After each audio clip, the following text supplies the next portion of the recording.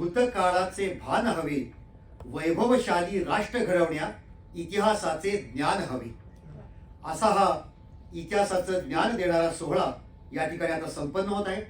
मी माननीय मंजिरी धामणकर यांनाशी विनंती करतो की गणेश वंदनेनी आजच्या कार्यक्रमाचा प्रारंभ करावा.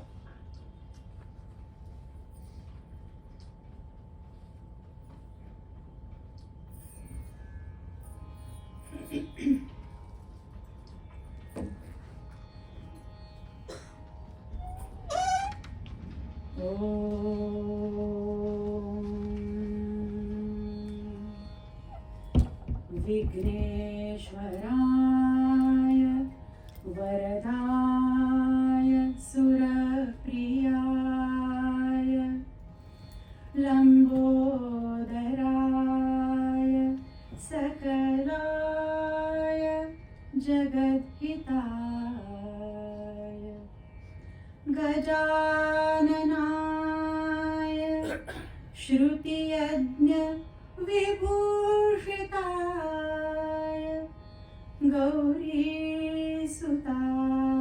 गणनाथ नमो नमस्ते.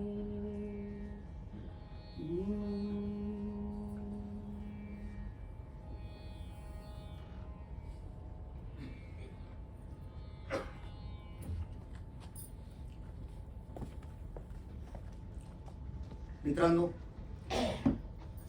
इतिहासाकडे अनेकदा आपल्या मंडळींचं दुर्लक्ष झालं. छत्रपती शिवाजी महाराजांचा इतिहास सुद्धा अनेक वर्ष अज्ञात होता. मात्र मागल्या शतकामध्ये अनेक इतिहास संशोधकांनी तो अत्यंत अभ्यासपूर्ण रीतीने पुढे आणला. मात्र त्याचप्रमाणे स्वराज्याचा जो साम्राज्यामध्ये रूपांतर झालं होतं, या काळामध्ये अनेक वीरवरांनी जो पराक्रम केला होता, अटकपासून कटकपर्यंत जे विशाल साम्राज्य निर्माण केलं, तोही इतिहास दुर्लक्षित होता आणि अनेक प्रकारचे चुकीचे समज निर्माण झाले होते. अशा वेळेला या इतिहासाच्या दालनामध्ये एका प्रखर बुद्धिवादी इतिहास संशोधकाचं आगमन झालं आणि ते डॉक्टर उदय कुलकर्णी. व्यवसायानं शल्यचिकित्सक असणारे, मात्र त्यांनी इतिहासाच्या क्षेत्रामध्ये सुद्धा चिकित्सकपूर्वक असं अध्ययन केलं. आणि मग पानिपत असेल, बाजीराव पेशवे असतील, नानासाहेब पेशवे असतील, असे अनेक ग्रंथ त्यांनी लिहिले. त्याच्यामध्ये त्यांचा अभ्यास दिसून येतो, त्यांचा व्यासंग दिसून येतो. अनेक कागदपत्रांचं अत्यंत बारकाईने केलेलं वाचन, देश विदेशातील कागदपत्रांचा घेतलेला धांडोळा, अनेक विद्वान इतिहास संशोधकांशी केलेल्या चर्चा, इतकंच नाही तर ज्या भूमीवरती प्रत्यक्ष इतिहास घडला त्या ठिकाणी केलेला डोळस प्रवास, मग ते पालखेडचं रणांगण असेल किंवा पानिपतची रणभूमी असेल, आणि या सगळ्यामुळे त्यांच्या लेखणीला एक अभ्यासाची जोड मिळाली. आणि आता या दालनामध्ये एक नवीन पुस्तक येत आहे, ते म्हणजे माधवराव पेशवे यांचे चरित्र. मी माननीय डॉक्टर उदय कुलकर्णी यांनाशी विनंती करतो की त्यांनी आजच्या कार्यक्रमाचं प्रास्ताविक करावं.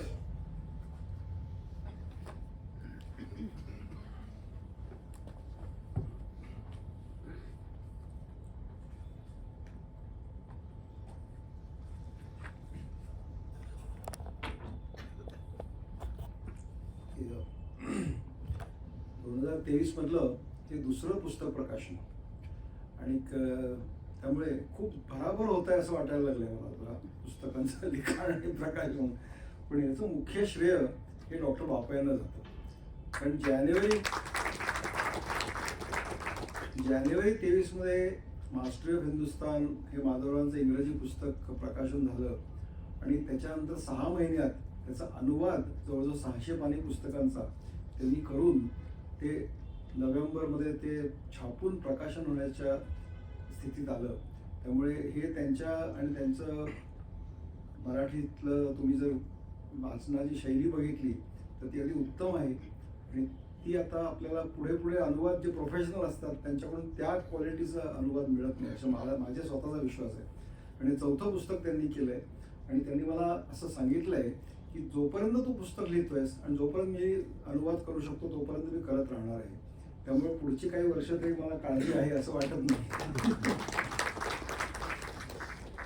आज रविवार सकाळ आणि दुपारी फार महत्वाची या सगळ्यांच्या अपॉइंटमेंट्स असून सुद्धा बऱ्यापैकी आपण इकडे आलात, कारण मॅचच्या अगोदर सुद्धा त्याच्याबद्दल बरंच चिंतन करायला लागतं, डिस्कशन करायला लागतं, त्याचे डिस्कशन ऐकायला लागतं. ते सगळं सॅक्रिफाईस करून तुम्ही सगळे इकडे आलात, ज्याच्या त्या पुस्तकाचं महत्त्व मला वाटतं एक प्रकारे प्रतिबिंबित होत आहे. तर एक आठवण आत्ता मला सहज झाली की अबाउट 9 वर्षापूर्वीची गोष्ट आहे की माझं बखर पानिपतचं दुसरं पुस्तक म्हणजे माझं आणि निनाद बेडेकरांच्या बरोबर आम्ही दोघांनी लिहिलं होतं आणि त्याचं प्रकाशन बाळासाहेब पांडुरंगराव बलकवडे पण त्यावेळेला उपस्थित होते, मंडळात झालं होतं. आणि त्यावेळेला बेडेकरांच्या शैलीमध्ये ते म्हणले की इतके दिवस इतिहासात फक्त इंजिनियर होते, पण आता त्यात सर्जन पण चिरफाड करायला लागले. त्याच्यानंतर 2 सर्जन चिरफाड करायला लागले. त्यामुळे इतिहासात भर पडले का नाही ते तुम्ही ठरवायचं. तर आज हा दिनविशेष असा आहे की आज आहे 19 नोव्हेंबर. 18 नोव्हेंबरला माधवराव पेशवे यांचं 251वी पुण्यतिथी होती आणि गेल्या वर्षी 18 नोव्हेंबरला माझं इंग्रजी पुस्तक लिहून झालं होतं.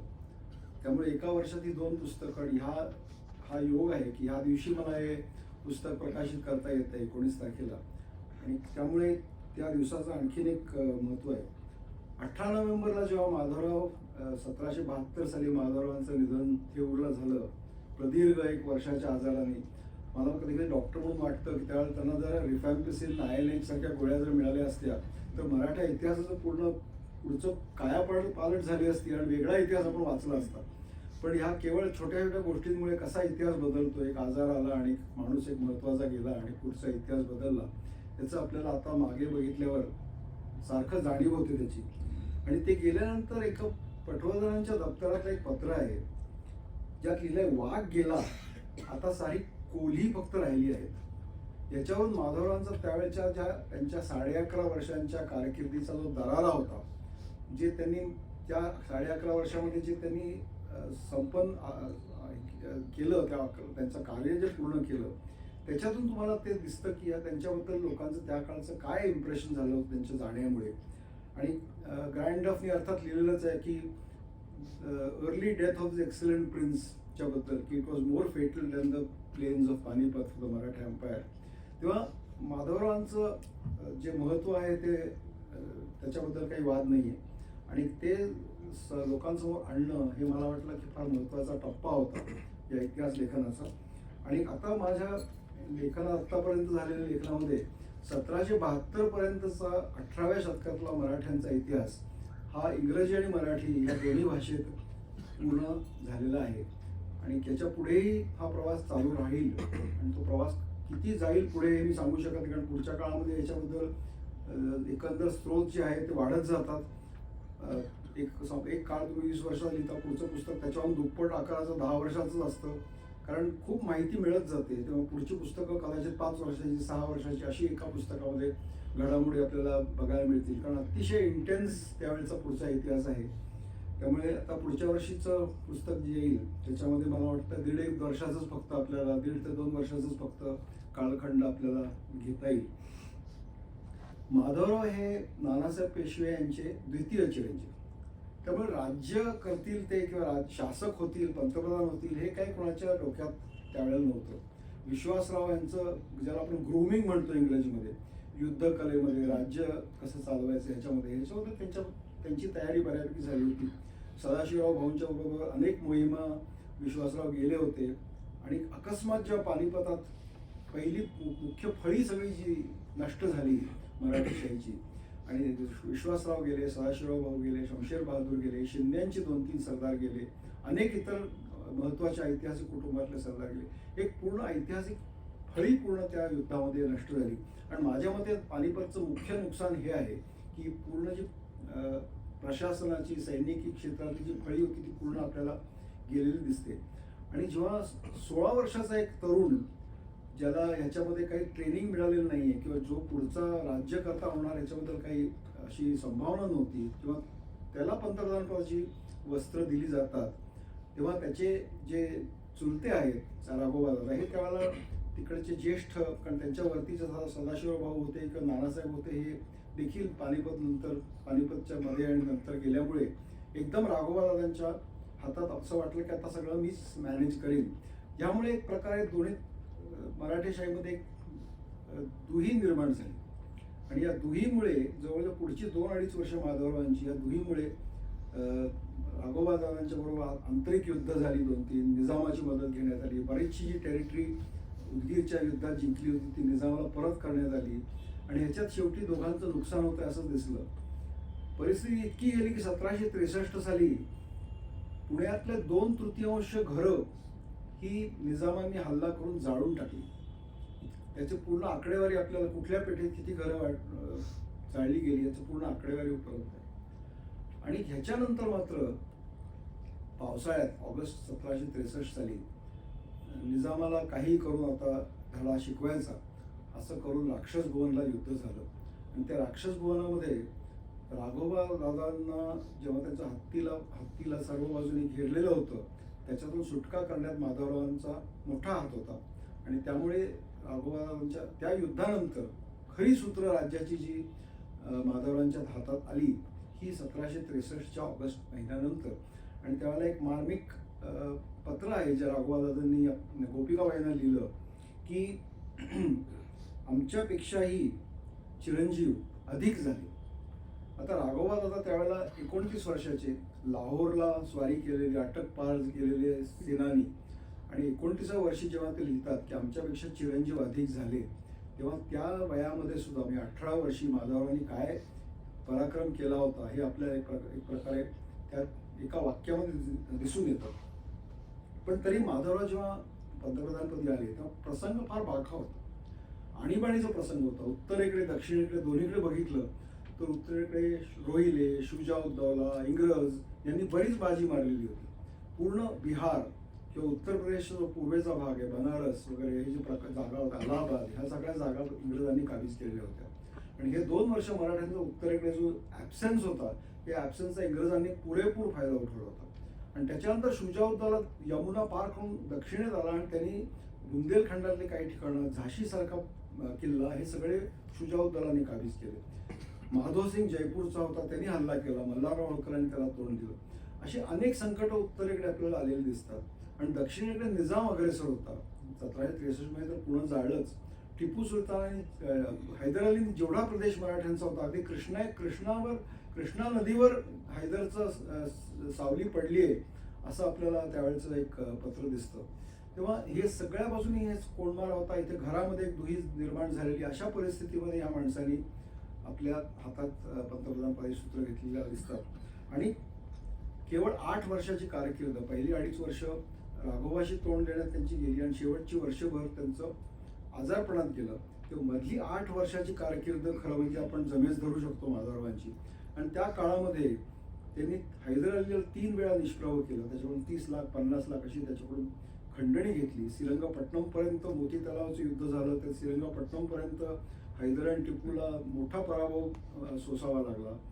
आणि 1771 साली जे काही मराठ्यांनी पानिपत पूर्व परिस्थिती गमावली होती ती सर्व परिस्थिती पुन्हा त्यांनी तोपर्यंत कमावली होती. उत्तरेकडे पत्थरगड, दिल्ली हे सगळे 1771 साली आपल्या ताब्यात आले.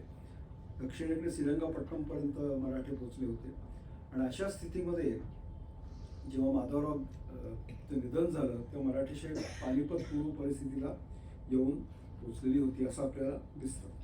तर आपण जर माधवरावांच्या एकंदर करिअरकडे बघितलं तर प्रशासनात त्यांनी जी पहिली एक अभाव होता 1761 नंतर ती सगळी भरून काढली. सखाराम बापू हे एकच पूर्वीचे जे उत्सद्दी म्हणता येतील असे राहिलेले होते. नाना फडणीसांना त्यांनी वरती आणलं. नाना फडणीसांचं माधवरावांचं वयात फक्त 3 वर्षाचं अंतर. पण नाना फडणीस नंतर जे कार्य केलं म्हणजे ज्यांच्याबद्दल म्हटलं जातं शर्थीने राज्य राखिले 1800 सालापर्यंत, तर याची सगळी ती जरी माधवराव थोडे 3 वर्षांनी लहान असले तर त्यांच्या कडक शिस्तीखाली नाना फडणीस तयार झाले असं म्हणता येईल आपल्याला. तर त्या 8-10 वर्षामध्ये नाना फडणीस आणि ते अतिशय दोघांच्या मध्ये घनिष्ठ मैत्री होती. आणि ज्याला लॉयल्टी म्हणतात अशी एक नानांची माधवरावांची होती. अगदी प्रायव्हेट पत्र त्यांची नानांना लिहिलेली अनेक प्रकाशित झालेली आहेत. आणि त्याच्यामध्ये म्हणजे माझा तुम्ही प्लेजर पॅलेस म्हणजे हिराबाग तयार झाला का नाही, तो मधून जाऊन तू बघतोस का नाही, त्याला कुठला रंग लावलाय तो पाहिलाय का नाही. अनेक पत्र अशी आहेत की पत्र शेवटी फाडून टाक असं लिहिलंय, पण ती नानांनी जपून ठेवली होती आणि त्यामुळे आज आपल्याला ती पत्र वाचता येतात. काही काही पत्र ती पुस्तकात घातली सुद्धा आहेत त्यातली. त्याच्यानंतर आणखी हरिपंत फडके हे आधी सुरुवातीला ते फडामध्ये होते, नंतर युद्धावर गेले, मोठे यशस्वी सेनापती. 1794 पर्यंत हरिपंत फडक्यांनी आपलं कारकीर्द त्यांची होती. इतरही गोपाळराव पटवर्धन हे एक मोठे हैदरच्या विरुद्ध गोपाळराव पटवर्धन नेहमी तोंडावर त्याच्या राहायचे आणि तिन्ही स्वाऱ्यांमध्ये गोपाळराव पटवर्धन हे अग्रस्थानी होते हैदर अलीच्या याच्या विरुद्ध. आणि तो हडाचा शिपाई होता. आणि दुसरी आणखीन त्र्यंबकराव पेठे ज्यांनी मोती तलावामध्ये हैदर अली आणि टिपू सुलतानला धूळ चाळली. ही सगळी माणसं जी आहेत ही पुढे जी आली ही या माधवरावांच्या काळामध्ये पुढे आली. प्रशासनामध्ये महाजी बल्लाळ गुरुजी म्हणून त्यांचे होते, त्यांना आणलं. न्याय व्यवस्थेमध्ये रामशास्त्री का मुख्य न्यायाधीश त्यांनी माधवरावांच्या काळामध्ये झालं. आणि त्यांची नाती रामशास्त्रींच्या बरोबर असो किंवा नानांच्या बरोबर असो अगदी जवळची नाती होती, अगदी विश्वासाची नाती होती त्यावेळी. आणि राघवांच्या बरोबर जे युद्ध चालत राहिलं त्यांची मध्ये मध्ये किचकिच चालूच राहिली, कधी सामंजस्याने, कधी नम्रतेने, कधी गोडीने, कधी युद्धाने, असं करून त्यांनी आपल्या चुलत्यांना कंट्रोलमध्ये आणलं. शेवटी 1768 मध्ये धोडपच्या किल्ल्याजवळ राघोबाला शेवटी पराभूत करून शनिवारवाड्यात त्यांना नजरकैदेत ठेवलं आणि त्याच्यानंतर त्यांना इतर कामं करायला वेळ मिळाला. तर 1769 मध्ये आपण परत बघतो की नागपूरकर भोसले म्हणजे जानोजी भोसले यांचं आणि माधवरावांचं कायम काहीतरी, आधी ते निजामाला जाऊन भेटले म्हणून त्यांचं वाकडं आलं, परत त्यांनी काही टेरिटरी घेतली म्हणून त्यांचं वाकडं आलं. 1769 पर्यंत यांची 2-3 वेळा अशी वेळ आली की त्यांची आपापसात भांडणं झाली आणि सर्व सरदार जे मराठेशाहीचे होते हे जे इंडिपेंडेंट होऊ पाहत होते त्या सर्वांना लगामी लावण्याचं एक महत्त्वाचं काम माधवरावांनी केलं. कारण त्यांचा तसा दरारा होता आणि त्यांचं कार्य तसं होतं की लोक त्यांचं ऐकत होते. म्हणजे त्यांचा दरारा इतका होता की त्यांच्यासमोर उभं राहायला लोक सरदार चळाचा कापत असत. किंवा जसा एक उदाहरण त्यांचं फार फेमस आहे की गंगाधर यशवंत चंद्रचूड म्हणून जे होळकरांचे दिवाण होते, यांनी काही पैसे देण्यात योग्य वेळेला दिले नाही, बराच त्यांना मुदत दिली. शेवटी त्यांना दरबारामध्ये स्वतःच्या हाताने छडीचा मार देण्याची वेळ आली. अशा प्रकारचा त्यांचा दरारा त्यांनी केला होता. आणि शेवटची वर्षभर जे बिछाण्यावर खिळून होते थेऊरला, तरी आपल्या नुसत्या शब्दांनी सर्व मराठेशाहीला ते हुकूम देऊन आपल्या म्हणण्याप्रमाणे करायला हवं. परराष्ट्र धोरणामध्ये इंग्रजांचा जो रोल आहे तो त्यांनी खूप आधी ओळखला बाकीच्यांच्यापेक्षा. जेव्हा दिल्लीला विसाजी कृष्ण बिलीवाले, रामचंद्र गणेश, महाजी शिंदे आणि तुकोजी होळकर यांची स्वारी जेव्हा दिल्लीला गेली तेव्हा त्यांनी एक पत्र लिहिलं आपल्या सरकारला की इंग्रज चढीस लागला आहे आणि त्याला दिल्लीमध्ये प्रवेश होऊ न देणे.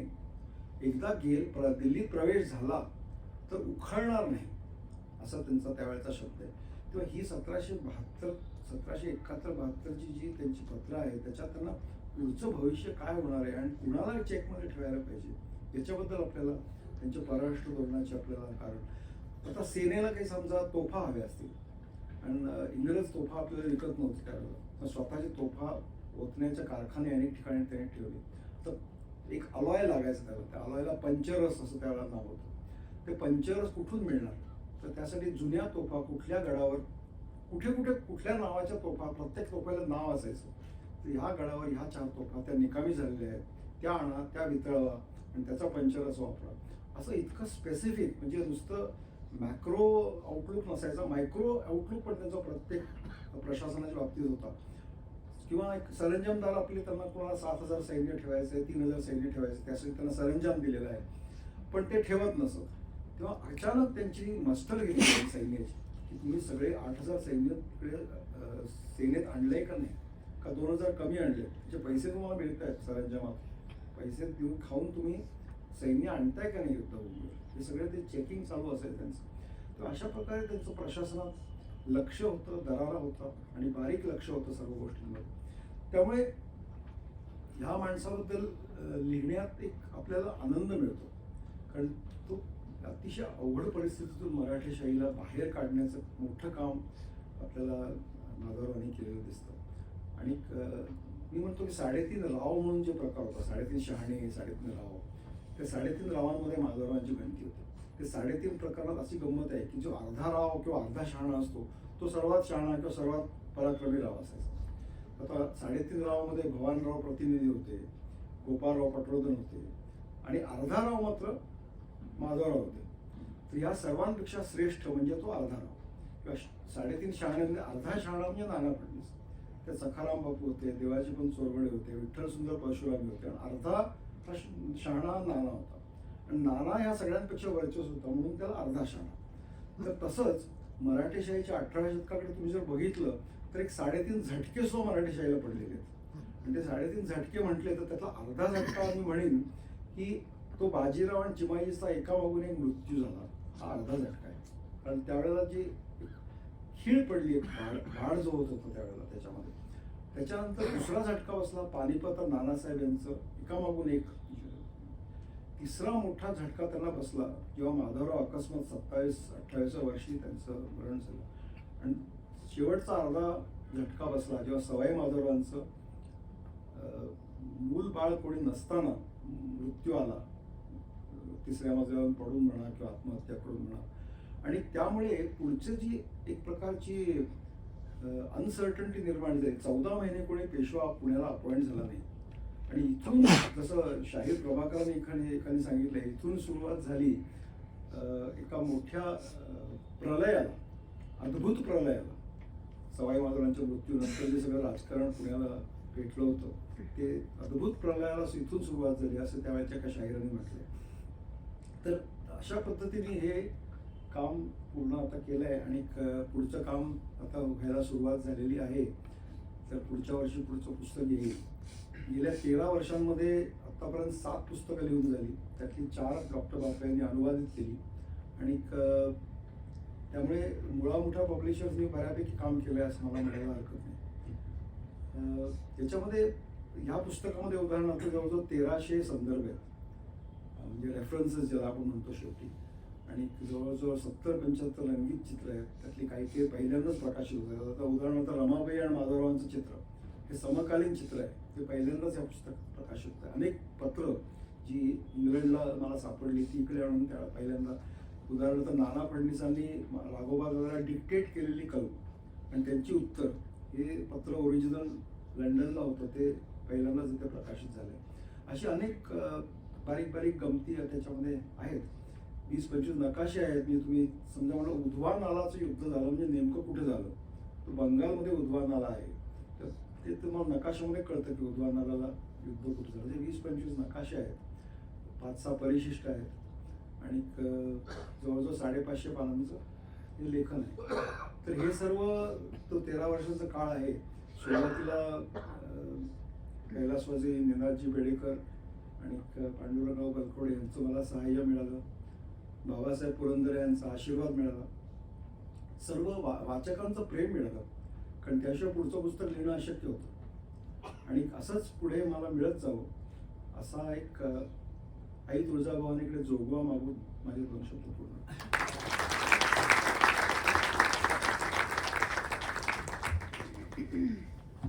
स्वातंत्र्यवीर सावरकर त्यांच्या विद्यार्थी दशेमध्ये सर्वश्रेष्ठ पेशवा कोण याच्यावरती त्यांनी पुस्तक लिहिलं, निबंध लिहिला. खरं तर सर्वश्रेष्ठ पेशवा म्हटल्यानंतर बाजीरावांचं नाव पहिल्यांदा येतं, नानासाहेबांचं येतं, बाळाजी विश्वनाथ भटांचं येतं. पण त्यांनी माधवराव हेच नाव त्याच्यामध्ये घेतलेलं होतं. ते का घेतलं असेल याचं उत्तर आपल्याला आता डॉक्टर उदय कुलकर्णी यांच्या भाषणातून मिळालं.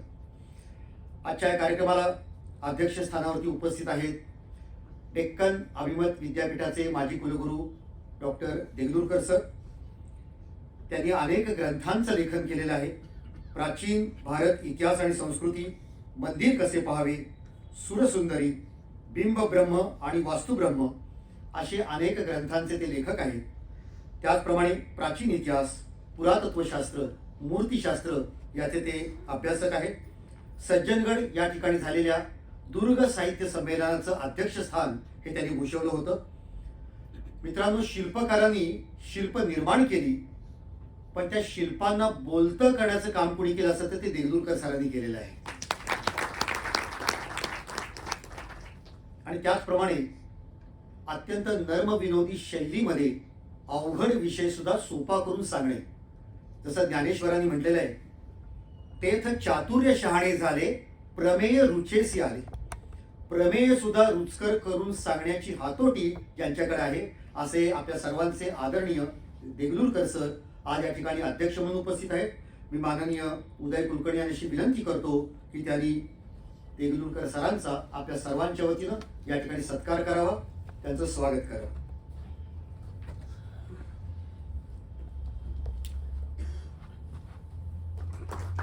छान श्रीफळ आणि गुलाब पुष्प देऊन त्यांचं या ठिकाणी स्वागत केलं जाते.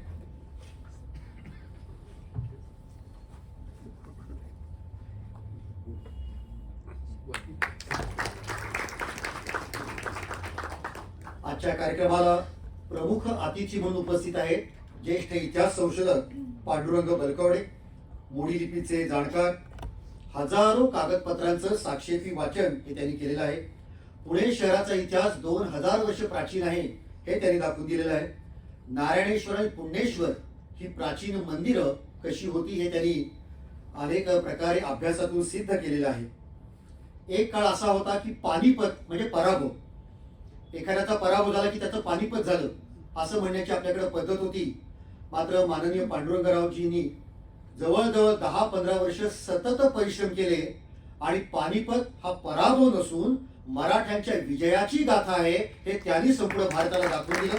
हे फार मोठं काम त्यांनी केलेलं आहे. केवळ 4 भिंतीमध्ये बसून संशोधन करणं हे त्यांची काम नाही. व्याख्यानांच्या निमित्तानं संपूर्ण महाराष्ट्र आणि संपूर्ण भारत ते पिंजून काढतात.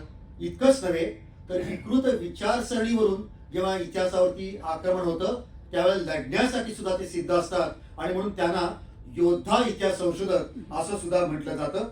भारत इतिहास संशोधक मंडळ याचे ते सचिव आहेत. श्री शिवाजी रायगड स्मारक मंडळ या मंडळाचे ते सहकार्यवाह आहेत. बालभारती इतिहास संशोधन मंडळ किंवा इतिहास लेखन समिती याचे ते सदस्य आहेत. असे माननीय पांडुरंगजी या ठिकाणी प्रमुख अतिथी म्हणून उपस्थित आहेत. मी माननीय विजय बापये यांना अशी विनंती करतो की त्यांनी पांडुरंग बलकवडे यांचं या ठिकाणी स्वागत करावं.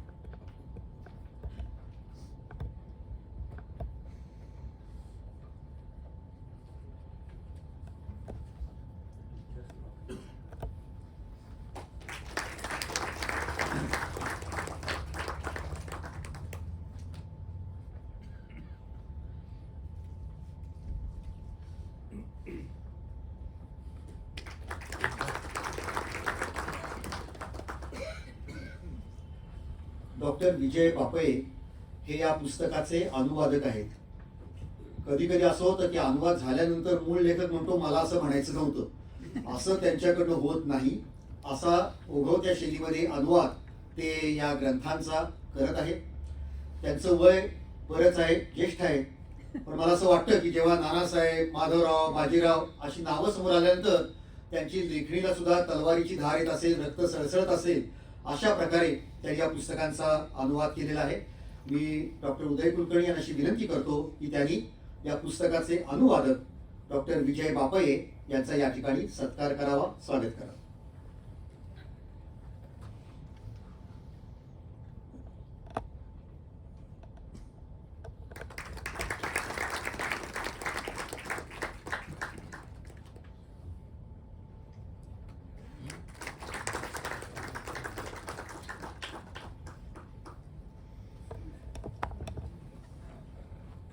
महान लेखक वि. स. खांडेकर हे चांगले कवी पण होते आणि त्यांनी भगव्या झेंड्याचं वर्णन करताना कविता केली. रणी फडकती लाखो झेंडे अरुणाचा अवतार महा, विजय श्रीला श्री विष्णू परी भगवा झेंडा एकच्या. हा जो भगवा झेंडा आहे त्याचा रंग भगवा कसा झाला तर अनेकांच्या त्यागानं, समर्पणानं, शौर्यानं, पराक्रमानं आणि प्रखर राष्ट्रभक्तीनं. आणि त्याच्यावर त्यांनी पुढे असं म्हणलेलं आहे, रमा माधवा सवे पोचता गगनांतरी जळत्या ज्योती, चिन्मंगल ही चिता झळकते या भगव्या झेंड्यावरती, या भगव्या झेंड्यावरती. तेव्हा आजही त्या भगव्या ध्वजाकडे बघताना रमा माधव यांचं समर्पण हे आपल्या समोर येतं. मी यानंतर आपल्या माननीय अध्यक्षांना आणि प्रमुख पाहुण्यांना अशी विनंती करतो की ज्या पुस्तकाच्या प्रकाशनासाठी आपण इथे एकत्र आलेलो ते माधवराव पेशवा विजय आणि व्यथा या पुस्तकाचं आपण प्रकाशन करा.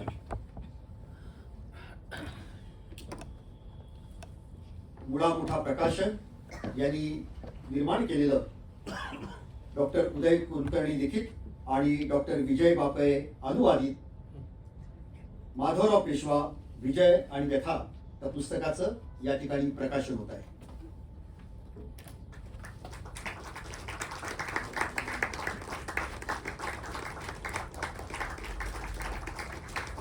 आपण टाळ्यांच्या गजरामध्ये या पुस्तकाचं स्वागत करूया.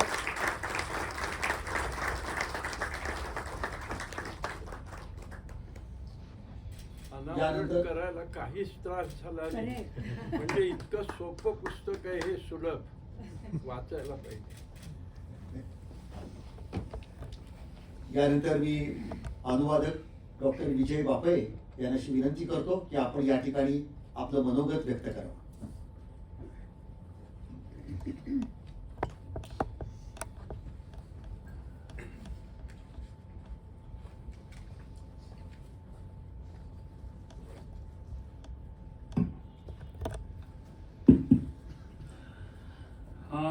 उदयने म्हटल्याप्रमाणे जेव्हा त्यांनी मला हे काम सांगितलं तेव्हा मला खरं तर कंटाळा आला. माझ्याकडे दुसरी काही कामं होती म्हणून मला आता मी नाही करणार. पण त्यांनी फार आग्रह केला. आग्रह काही बुडवलं नाही. मग कामाला सुरुवात केली आणि मग मलाही त्याच्यामध्ये इंटरेस्ट यायला लागला आणि मग मी हे काम केलं. आता सध्या निवडणुकांचा काळ आहे, म्हणजे आश्वासनांचा काळ आहे. त्यामुळे मी उद्याला असं आश्वासन दिलं की तू आणखी लिहिलंस तर मी आणखी अनुवाद करीन. आणि इतिहासाच्या भाषेत सांगायचं म्हटलं तर तोफांचे 5 बार कानावर पडेपर्यंत काम करेन.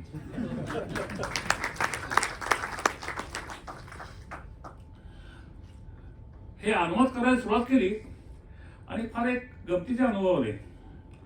ज्यांना कळलं की मी हे काम करतोय माधवराव पेशव्यांच्यावरती, जवळजवळ प्रत्येकाने मला एक पहिला प्रश्न विचारला की स्वामी कादंबरीत ते काय लिहिले ते खरे काय? म्हणजे त्याला इतिहासाची त्याचा पुष्टी आहे का? आता स्वामी कादंबरी माझी जवळजवळ पाठ आहे. मी म्हटलं आहे, नक्की आहे. आणि आता स्वामी कादंबरी माझ्या लक्षात आहे, कारण त्यावेळेला पहिल्यापासून ती कादंबरी 3 रुपयात देत होते. पहिली आवृत्ती 3 रुपये. आणि मला आठवतंय, मला वाटतं कुमारने आठवत असेल, आम्ही पाऊण तास रांगेत उभं राहून ती प्रत घेतलेली आहे. ती प्रत अजून माझ्याकडे आहे, पण आता तिची अवस्था गाजापट्टी सगळी झाली आहे. कादंबरीला काही मर्यादा असतात. त्याच्यामध्ये या पुस्तकात जे आहे, जो हा पुस्तकाचा आत्मा आहे, ते म्हणजे संदर्भ आणि मूळ पत्र. कादंबरीमध्ये हे आणता येत नाही. एखाद दुसरं वाक्य येईल पण तसं येत नाही. मला सांगायचा उद्देश असा आहे की तुम्हाला असं वाटत असेल की जर कादंबरी ऐतिहासिक दृष्टीने खरी असेल तर ती वाचून थांबावं. तसं करू नका, हे वाचा. या पुस्तकामध्ये खूप डिटेल्स आहेत की जे त्या कादंबरीमध्ये येऊ शकत नाहीत. आता माधवरावच्या बद्दल मी काही बोलणार नाही, कारण 2 अधिकारी व्यक्ती आहेत इथे. पण आता वाचता वाचता सहज एक गमतीचं आढळून आलं. चर्चिलनी दुसऱ्या महायुद्धानंतर 6 खंड लिहिले, वर्ल्ड वॉर II, त्याची आठवणी. त्यात त्यांनी एका ठिकाणी लिहिले की त्याला कायम ज्या काही इंग्लंडच्या युद्धनौका होत्या वेगवेगळ्या प्रकारच्या, ती प्रत्येक युद्धनौका जगामध्ये कुठल्या समुद्रात आहे हे त्याला माहिती असायचं. आता हा जो प्रसंग आहे, यांनी सांगितला की हैदरवरच्या स्वारीवरती असताना, म्हणजे दक्षिणमध्ये, नाना फडणवीसांनी तोफांच्या करता पैसे मागितले. तेव्हा माधवरावांनी त्याला पत्र दिलं की ते जुन्या तोफा आहेत, त्या वितळवून त्यातले पंचरस काढा. पण नुसतं जुन्या तोफा म्हणून थांबले नाहीत, त्यांनी तोफांची नावं आणि त्या कोणत्या कोणत्या किल्ल्यावरती आहेत ते पण लिहिलं. तोपर्यंत आपलं चर्चिलचं कौतुक ठीक आहे, पण आमच्याकडे पण असे लोक होते की इतकी बारीक लक्ष त्यांचं सगळीकडे असायचं. हिशोबाच्या बाबतीत ते इतके दक्ष होते की पुस्तकात आहे उल्लेख आहे, मूळ पत्राचा उल्लेख आहे की ते कागद तपासण्यात भरण्याचं लोकांना कापड पडायचं. आणि एका ठिकाणी गोपाळराव पटवर्धन दिले की आम्हाला काय चिंता आहे, आमचं कागद बरोबर आहे, असा त्यांचा तो दरार होता. आता तर मी जास्ती काही बोलणार नाहीये, मला बोलायला सांगितलं एकदमच 11 म्हणतात तसं. मी उद्याचं अभिनंदन करतो, चांगलं म्हणजे पुस्तक चांगलंच आहे. आणि आता तुमच्यासारखं मी पण देगलूरकर सरांचं व्याख्यान ऐकायला उत्सुक आहे. पांडुरंगांचं मी अनेक वेळा ऐकलंय, पण सरांचं कधी ऐकलं नाहीये. तर मी इथेच थांबतो आता, एवढं बाजूला.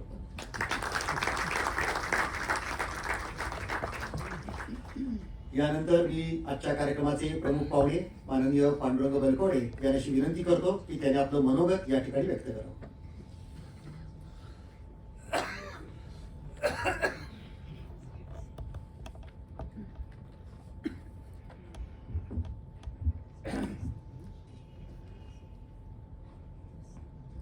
वक्रतुंड महाकाय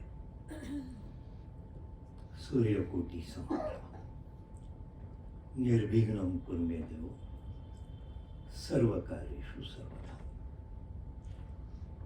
आई आदिशक्ती तुळजाभवानी छत्रपती शिवराय.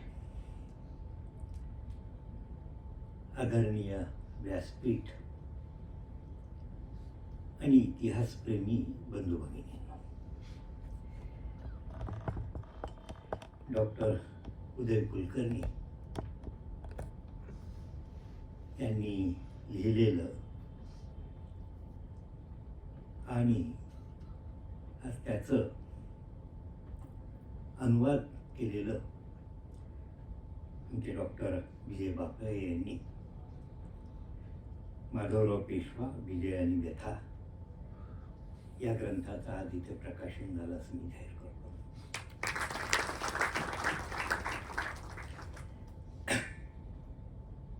विजयराव कुलकर्णी खरं तर ते मेडिकल शास्त्रातले सर्जन, अतिशय उत्तमरित्या सर्जरी करणारे म्हणून ते प्रख्यात आहे. परंतु गेली अनेक वर्ष ते इतिहासामध्ये येऊन समर्पकरित्या सार्थपणाने शास्त्रोक्तपणाने इतिहासाची सर्जरी करीत आहे. आणि त्यांना साथ देणारेही डॉक्टर बापळे तेवढेच महान सर्जन आहेत. आणि ते अतिशय उत्तमरित्या उदयरावांच्या ह्या ग्रंथाचं अनुवाद करत असतात. उदयरावांचं प्रत्येक पुस्तक बापळे आपल्याला मराठीमध्ये अनुवादित करून उपलब्ध करून देतात. फार मोठं कार्य या दोघांकडून घडत आहे. खरं सांगायचं तर सरदेसाईंनी रियासतीच्या माध्यमातून गेली 100 वर्षांपूर्वी मराठ्यांच्या 125 वर्षाच्या इतिहासाचा मागोवा घेतला. परंतु या गोष्टीला 100 वर्ष झाली. त्यामुळे त्या 100 वर्षाच्या कालखंडामध्ये नव्याने संशोधन झालं. अनेक नवी साधनं आपल्या समोर आली आणि त्यामुळे तशा पद्धतीने संपूर्ण मराठशाहीचा मागोवा घेणारा ग्रंथांची शृंखला निर्माण करण्याची गरज होती. ती उदयराव पूर्ण करत आहे. उदयरावांचं वैशिष्ट्य म्हणजे की अगदी शास्त्रोक्त पद्धतीने ते इतिहासाचा अभ्यास करतात. स्वतः उत्तमरित्या मुळी शिकून त्या कागदपत्रांचा उहापोह करतात. आणि त्याचबरोबर प्रतिपक्ष, मराठ्यांच्या प्रतिपक्षाची जी काही मतं आहेत त्याविषयीची जी साधनं आहेत ती मिळवणं, त्याचा सखोल अभ्यास करणं आणि त्या आधारे हा इतिहास सिद्ध करणं हे त्यांचं वैशिष्ट्य आहे.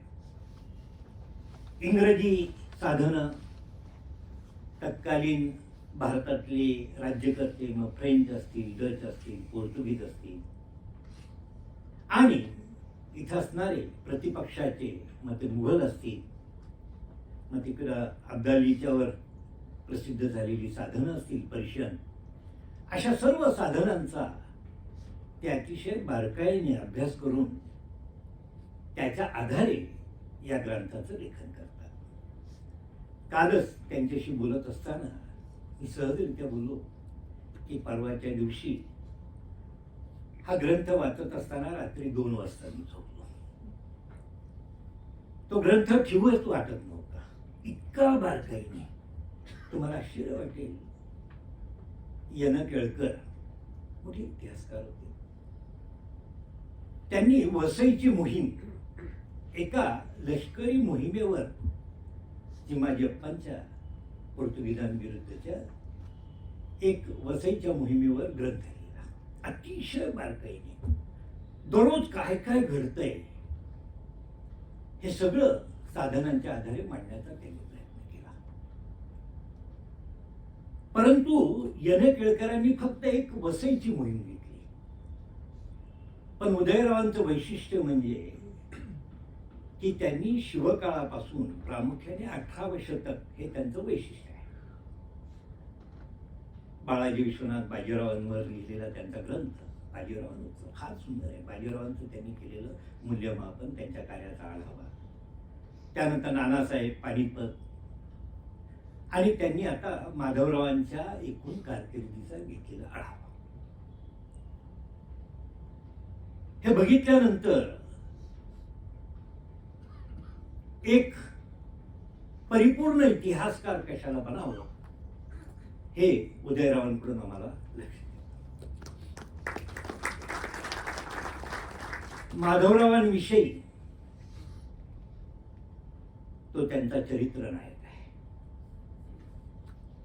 खरं तर माधवरावांचं चरित्र लिहिणं हे सामान्य गोष्ट नाही आहे. काय पार्श्वभूमी आहे बघा. आपल्या सगळ्यांना कल्पना आहे की शिवाजी महाराजांनी हिंदवी स्वराज्याची स्थापना केली.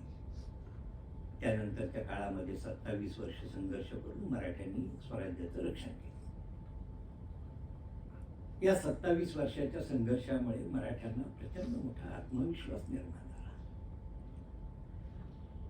संपूर्ण हिंदुस्थानातले मुघलांच्या अंकित असलेले सर्व राज्यकर्ते या 27 वर्षात मराठ्यांविरुद्ध लढायला आले होते आणि त्यांच्याशी मराठ्यांनी यशस्वी संघर्ष केला.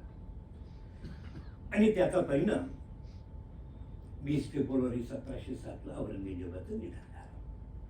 मी नेहमी म्हणतो की औरंगजेबाचं निधन हिंदुस्थानच्या इतिहासाला कलाटणी देणारी घटना ठरली. शाहूंची सुटका झाली आणि शाहूंच्या नेतृत्वाखाली मराठ्यांनी 18व्या शतकाचं मराठी राज्याची विस्ताराला सुरुवात केली. बाळाजी विश्वनाथांचा कालखंड, त्यांनी दिल्लीमध्ये जाऊन चौथाई सरदेशमुखीच्या सनदा आणल्या आणि त्या सनदांच्या आधारे मराठी मुघलांच्या दख्खनमधल्या त्या 6 सुब्यांमध्ये आपली सत्ता प्रस्थापित करतात. दुर्दैवाने बाळाजी विश्वनाथांचं अकाली निधन होणं आणि अशा वेळेस बाजीरावांसारखा 20 वर्षाचा तरुण योद्धा पेशवा होणं. बाजीरावांनी मराठी सत्तेच्या साम्राज्याचा पाया घातला. चिमाजी अप्पांनी त्यांना साथ दिली. ही राम लक्ष्मणाची जोडी आहे. बाजीरावांनी फार मोठं कार्य केलं, आपलं आयुष्य रणांगणावरच व्यतीत केलं. परंतु बाजीरावांचंही त्या मनाने लवकरच निधन झालं आणि चिमाजी अप्पांचं 36व्या वर्षी निधन झालं. आणि अशा विपरीत परिस्थितीमध्ये नानासाहेब मराठी राज्याची धुरा खांद्यावर घेतला. आणि नानासाहेबांच्या नेतृत्वाखाली मराठी राज्य साम्राज्य म्हणजे असेतू हिमाचल अटक ते कटक असं विस्तारित होतं. खरं तर हा सुवर्णकाळ आहे. 1757 मध्ये मराठी या देशावर आक्रमण करून येणाऱ्या अब्दालीचा प्रतिकार करत असताना अटकेपर्यंत जातात. हिंदुस्थानच्या इतिहासात पहिल्यांदाच असं घडतं. पुन्हा एकदा अब्दाली विरुद्ध संघर्ष होतो पानिपतच्या समरभूमीवर आणि त्या युद्धामध्ये खरं तर मराठ्यांचा पराभव झालेला आहे. युद्धात जरी पराभव झाला असला तरी मराठी त्या ध्येयासाठी लढत होते. त्या ध्येयामध्ये मात्र ते यशस्वी झाले, कारण की अब्दालीला जी महत्वाकांक्षा होती दिल्लीमध्ये आपलं राज्य स्थापन करण्याची ती डोळे लागले. परंतु घडलं काय? पानिपत हा की पॉइंट आहे. पानिपत मध्ये प्रचंड मोठी हानी झाली. मनुष्यहानी झाली, साधन सामुग्रीची हानी झाली. मनुष्यहानी किती झाली? आपण 1,00,000 बांगडी फुटली म्हणतो, परंतु हजारो लोक कामी आले. 3 पिढ्यांचं नेतृत्व लयाला गेलं. बघा, गोविंदपंत बुंदेले, बळवंतराव मेहेंदळे यांसारखं सिनियर नेतृत्व, सदाशिवराव भाऊ आणि तुम्हाला त्याचं नुकतंच दत्ताजी शिंदे म्हणा, असं तरुण नेतृत्व, मध्यम फळीतलं नेतृत्व तेही कामी आलं. आणि युवा नेतृत्व, विश्वासराव जनकोजी शिंद्यांसारखं युवा नेतृत्वही कामी आलं. एक प्रचंड मोठी पोकळी निर्माण झाली नेतृत्वाची. आणि खरं तर ही फार मोठी हानी होती. पानिपतामध्ये जी हानी झाली त्याच्या दुःखाने नानासाहेबांसारखं एक खंबीर नेतृत्व कामी आलं. नानासाहेब गेले. नानासाहेबांचं निधन ही खरं तर मराठी राज्याची फार मोठी हानी होती. आणि राजकारणाची एक पोकळी निर्माण झाली. आणि अशा विपरीत परिस्थितीमध्ये माधवरावांचा उदय झालेला आहे. पार्श्वभूमी काय बघा. पानिपतामध्ये मराठ्यांची झालेली हानी, यामुळे चौफेर मराठ्यांच्या शत्रूंनी उचल खाल्लेली आहे. दक्षिणेमध्ये हैदर अली, नुकतंच उदयाला आलेला एक कर्तृत्ववान योद्धा, ज्याने स्वतःचं राज्य निर्माण केलं होतं, त्याने या संधीचा फायदा घेऊन दक्षिणेमध्ये मराठी राज्याचे लचके तोडायला सुरुवात केली. उत्तरेतली परिस्थिती अशी होती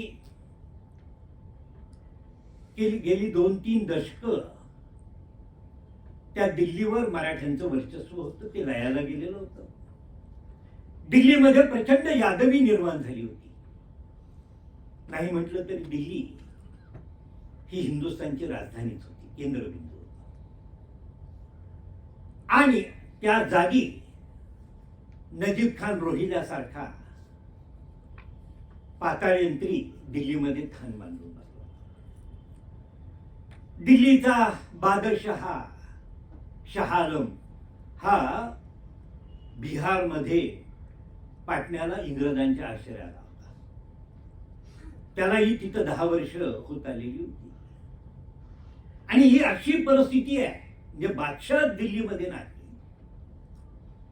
दिल्लीमध्ये नजीब खानासारखा पाताळयंत्री दिल्ली ताब्यात घेऊन बसलेला आहे. मराठ्यांचं उत्तरेकडचं वर्चस्व जवळजवळ लयाला गेलेलं आहे.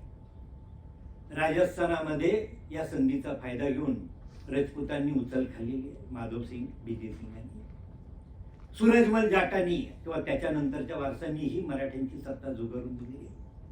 बुंदेलखंडात आता उदयरावांनी सांगितलं की सुजा उद्धवलांनी बुंदेलखंडावर आक्रमण केलेलं आहे, बराचसा भाग जिंकून घेतलेला आहे. आणि माळवा बुंदेलखंडामध्ये मराठ्यांचं वर्चस्व मानणारे स्थानिक संस्थानिकांनीही उचल खाल्लेली आहे. त्यांनी मराठ्यांचं आधिपत्य झुगारून दिलेलं आहे. केवढी विपरीत परिस्थिती आहे. गोव्यामध्ये पोर्तुगीजांनी फोंड्याचा किल्ला, बारदेश, तुम्हाला आश्चर्य वाटेल आजचा जो गोवा आहे त्या गोव्यामधला बराचसा भाग हा पानिपत नंतर पोर्तुगीजांनी जिंकून घेतलेला आहे. त्यामुळे पोर्तुगीजांनी मराठ्यांचा बराचसा प्रदेश गोव्यानजीकचा जिंकून घेतलेला फोंड्याचा किल्लाही त्यांनी ताब्यात. सोंद्याचे स्थानिक जे सत्ताधीश होते तेही उफळून आले. जंजिरीकर सिद्धीसारखा अगदी नामात्र लयाला गेलेला तोही उचल खातोय. इंग्रज तर काय, भारतातली एक सगळ्यात बलाढ्य सत्ता. नुकतंच त्यांचं फ्रेंचांशी जो काही संघर्ष होता त्यामध्ये इंग्रजांनी वर्चस्व मिळवलेलं होतं. एक प्रकारे फ्रेंच दुबळे झाले होते. त्यामुळे जो काही युरोपियन सत्तांचा जो एक बॅलन्स भारतामध्ये होत होता, तसं इंग्रज म्हणजे जसं अमेरिका आणि रशिया जागतिक सत्तेचा बॅलन्स त्यांच्यामुळं टिकून राहतो. त्यातली एक सत्ता जरी दुबळी झाली तरी देखील तो बॅलन्स जसा ढासळतो तसं घडलं होतं. फ्रेंच सत्ता दुबळी होत होती, इंग्रज अगदी वर्चस्वाच्या शिखरावर होते. आणि असं असताना या सगळ्या पार्श्वभूमीवर आणि इथं मराठी राज्याची परिस्थिती काय बघा, चारही बाजूनी अशी संकट आहे की गेल्या 60 वर्षामध्ये जे उभं केलेलं 18व्या शतकातील मराठा साम्राज्य अगदी कोसळून पाहतो. आणि अशा वेळेस इथं असणारे मराठी राज्यकर्ते किती स्वार्थ, संधी साधूपणा यात गुंतून पडले. खरं तर रघुनाथरावांनी अशा वेळेस मराठी राज्याचं नेतृत्व सार्थपणाने करण्याची गरज होती. परंतु त्यांच्या मनात महत्वाकांक्षा निर्माण झाली पेशवे पदाची. आणि रघुनाथरावांनी ह्या सगळ्या कारस्थानाला सुरुवात झाली. त्याच्या भोवताली जी मंडळी आहे त्यामध्ये सखाराम बापू बोकी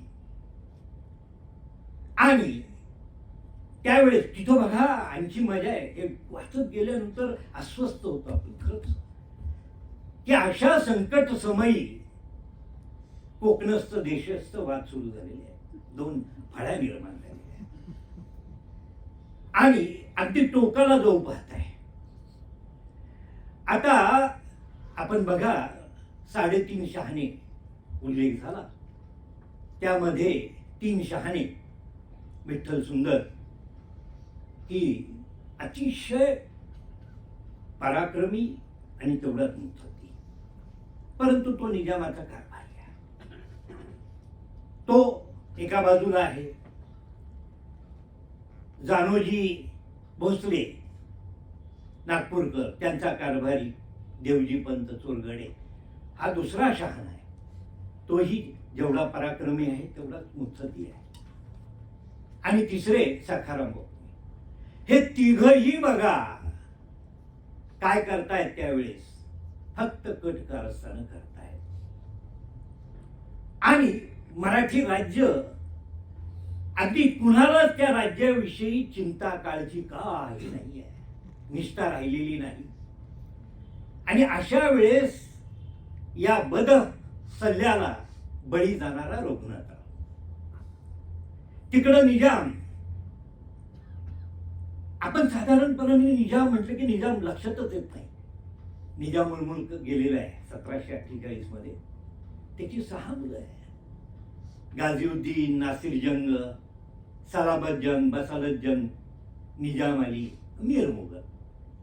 आपल्याला माहिती आहे की गाझीउद्दीन मारला गेला होता आणि तो त्यावेळेस सलाबत जंगाला बाजूला करून निजाम अली यांनी आपल्या हातात नेतृत्व घेतलं. हा निजाम अली मात्र जो निजामाचा मुलगा आहे ना तो फार कर्तृत्वाने आहे, त्याला मानलं पाहिजे. तो या संधीचा फायदा घेऊन जास्तीत जास्त मराठी राज्य कसं गिळंकृत करता येईल हा विचार करतोय. मराठी राज्यावर चौफेर हल्ले करतोय. आणि अशा वेळेस रघुनाथरावांच्या कारस्थानांचा परिणाम काय होत आहे? रघुनाथरावांनी हातामध्ये नेतृत्व घेतलं. पहिली गोष्ट काय केली असेल, पंतप्रतिनिधी, त्या पंतप्रतिनिधी भवानरावांचं प्रतिनिधीपद जप्त केलं आणि स्वतःचा मुलगा भास्कर आधी 2-4 महिन्याचा होता, त्याच्या नावाने पंतप्रतिनिधीपद घेतलं आणि नारोशंकर दानी राजे बहादर यांना त्याचा मुतालिक नेमला. साहजिकच त्यामुळे पंतप्रतिनिधी नाराज झाले. त्यांचे जे मुतालिक होते यमाजी शिवदेवांचा मुलगा गमाजी पंत, हाही तेवढा कर्तृत्ववान होता. त्याला हे सहन झालं नाही आणि आपल्या स्वामीचं प्रतिनिधीपद वाचवण्यासाठी प्रसंगी निजामाची मदत घेतली पाहिजे अशी त्याची भावना. त्यामुळे मराठी राज्यात एक नवी दुही माजली. आता दुसरी रघुनाथरावांनी केलेली गोष्ट, गोपाळराव पटवर्धनांसारखा एक स्वामीनिष्ठ पराक्रमी योद्धा, त्या पटवर्धनांची जहागीर जप्त केली. आता तो मिरजेचा किल्ला 40,000 सैन्य घेऊन आपल्याच मराठा सरदाराच्या ताब्यातील किल्ला जिंकण्यासाठी 40,000 सैन्य महिने मिरजेचा किल्ला जिंकण्यासाठी लढते. काय त्याचा परिणाम पटवर्धन नाराज झाले, तेही निजामाला मिळाले. सचिवांच्या सचिव पदावर गदांनी काय काय करावं तुम्हाला आश्चर्य वाटेल. पानिपत मध्ये शिंद्यांची फार मोठी हानी झाली. दत्ताजी शिंदे, जनकोजी शिंदे मारले आणि त्यामुळे शिंद्यांच्या त्या कुटुंबामध्ये भाऊबंदकीचा वाद सुरू झाला. केदारजी आणि महाजी, खरं तर महाजीला दासीपुत्र म्हणून हिनवलं जातं आणि अशा वेळेस शिंद्यांची सरदारी जप्त झाली. रघुनाथरावाने मानाजी फाकडे, तो मूळचा शिंदेच, रानोजी शिंद्याच्या घराण्यातला पण त्याचा वारस नाही, त्याला ही शिंद्यांची जहागिरी देण्याची, सरदारी देण्याचा घाट, लाखो रुपयाची एक प्रकारे त्याच्याकडून बक्षिशी मिळवली आणि या मानाजी शिंद्यांना शिंद्यांची सरदारी दिली. आता बघा, महाजी शिंद्यांसारखी ती एक तरुण योद्धा त्या पानिपतमध्ये जखमी झालेला आहे. महाजीची अशी अवस्था आहे, 50 स्वार नाही त्याच्याकडे, अक्षरशः 5 आणि 10,000 रुपयासाठी तो कर्ज काढतोय. अशी शिंद्यांची सरदारीची अवस्था. तुम्हाला कल्पना आहे की होळकरांमध्ये मल्हारराव होते. मल्हारराव अशा पानिपत नंतरची विपरीत परिस्थितीमध्ये माळव्यामध्ये बुंदेलखंडात मराठी राज्य अस्तित्व टिकवण्याचा प्रयत्न मल्हारराव करतायत. गोविंदपंत बुंदेल यांचा मुलगा बळवंतराव, तो देखील माळवा बुंदेलखंडामध्ये मराठी राज्यासाठी मल्हाररावांनी, तो बळवंतराव त्यांचा मुलगा, तो तिथं गोविंदपंतांचा मुलगा बळवंतराव तिथं संघर्ष करतोय. एका संघर्षामध्ये मल्हारराव जखमी झालेले आहेत आणि त्याच वेळेस हे जे काही दक्षिणेत चाललेलं आहे म्हणून मल्हाररावांना सगळ्यात सिनियर म्हणून इथं आमंत्रित केलेलं आहे. पण मल्हारराव देखील द्विधा परिस्थितीत आहे, काय करावं कळत नाही. ते रघुनाथरावाची बाजू घ्यावी का इतर बाजू घ्यावी. अशा वेळेस त्रिंबकपंत पेठे आणि बाबूराव फडणीस यांचा एक गट आहे. आता तुम्हाला मगाशी सांगितलं उदयरावांनी की हा मुलगा किती वर्षाचा आहे, 16 वर्षाचा आहे, 16-17 वर्षाचा मुलगा आहे, काय करावं कळत नाही. निजामाने पुण्यावर आक्रमण केलं आणि रघुनाथराव मराठी सगळे त्याही परिस्थितीत जाऊन थिऊरजवळ उरळी कांचनजवळ त्याच्याशी संघर्ष झाला. त्या संघर्षात निजामाला माघार घ्यावी लागली. खरं तर तो जो तह झाला तो मराठी राज्यासाठी घातक होता. तो तह काय होता की उदगीरच्या मोहिमेमध्ये सदाशिवराव भाऊंनी 60 लाख रुपयांचा मुलूक निजामाकडून मिळवला होता. रघुनाथरावांच्या मनात महत्वाकांक्षा होती की आपली जी काही उद्या जे काय आपल्याला पेशवे पदाची प्राप्ती करायची किंवा जो होणारा संघर्ष आहे या संघर्षाच्या काळात निजामाचा आपल्याला पाठिंबा राहावा म्हणून इतक्या सहजतेने रघुनाथरावांनी उरळी कांचनच्या तहामध्ये 60 लाखाचा मुलूक निजामाला सहज देऊन टाकला. त्यावेळेस एक गट असा होता की हे काय चाललंय काय, इतक्या एवढी का तहाच्या तुम्हाला घाई झाली. खरं तर संघर्ष करता आला असता आणि निजामाला आणखी रोखता आलं असतं, परंतु इतक्या सहजतेने 60 लाख रुपयांचा मुलूक पार करून टाकला.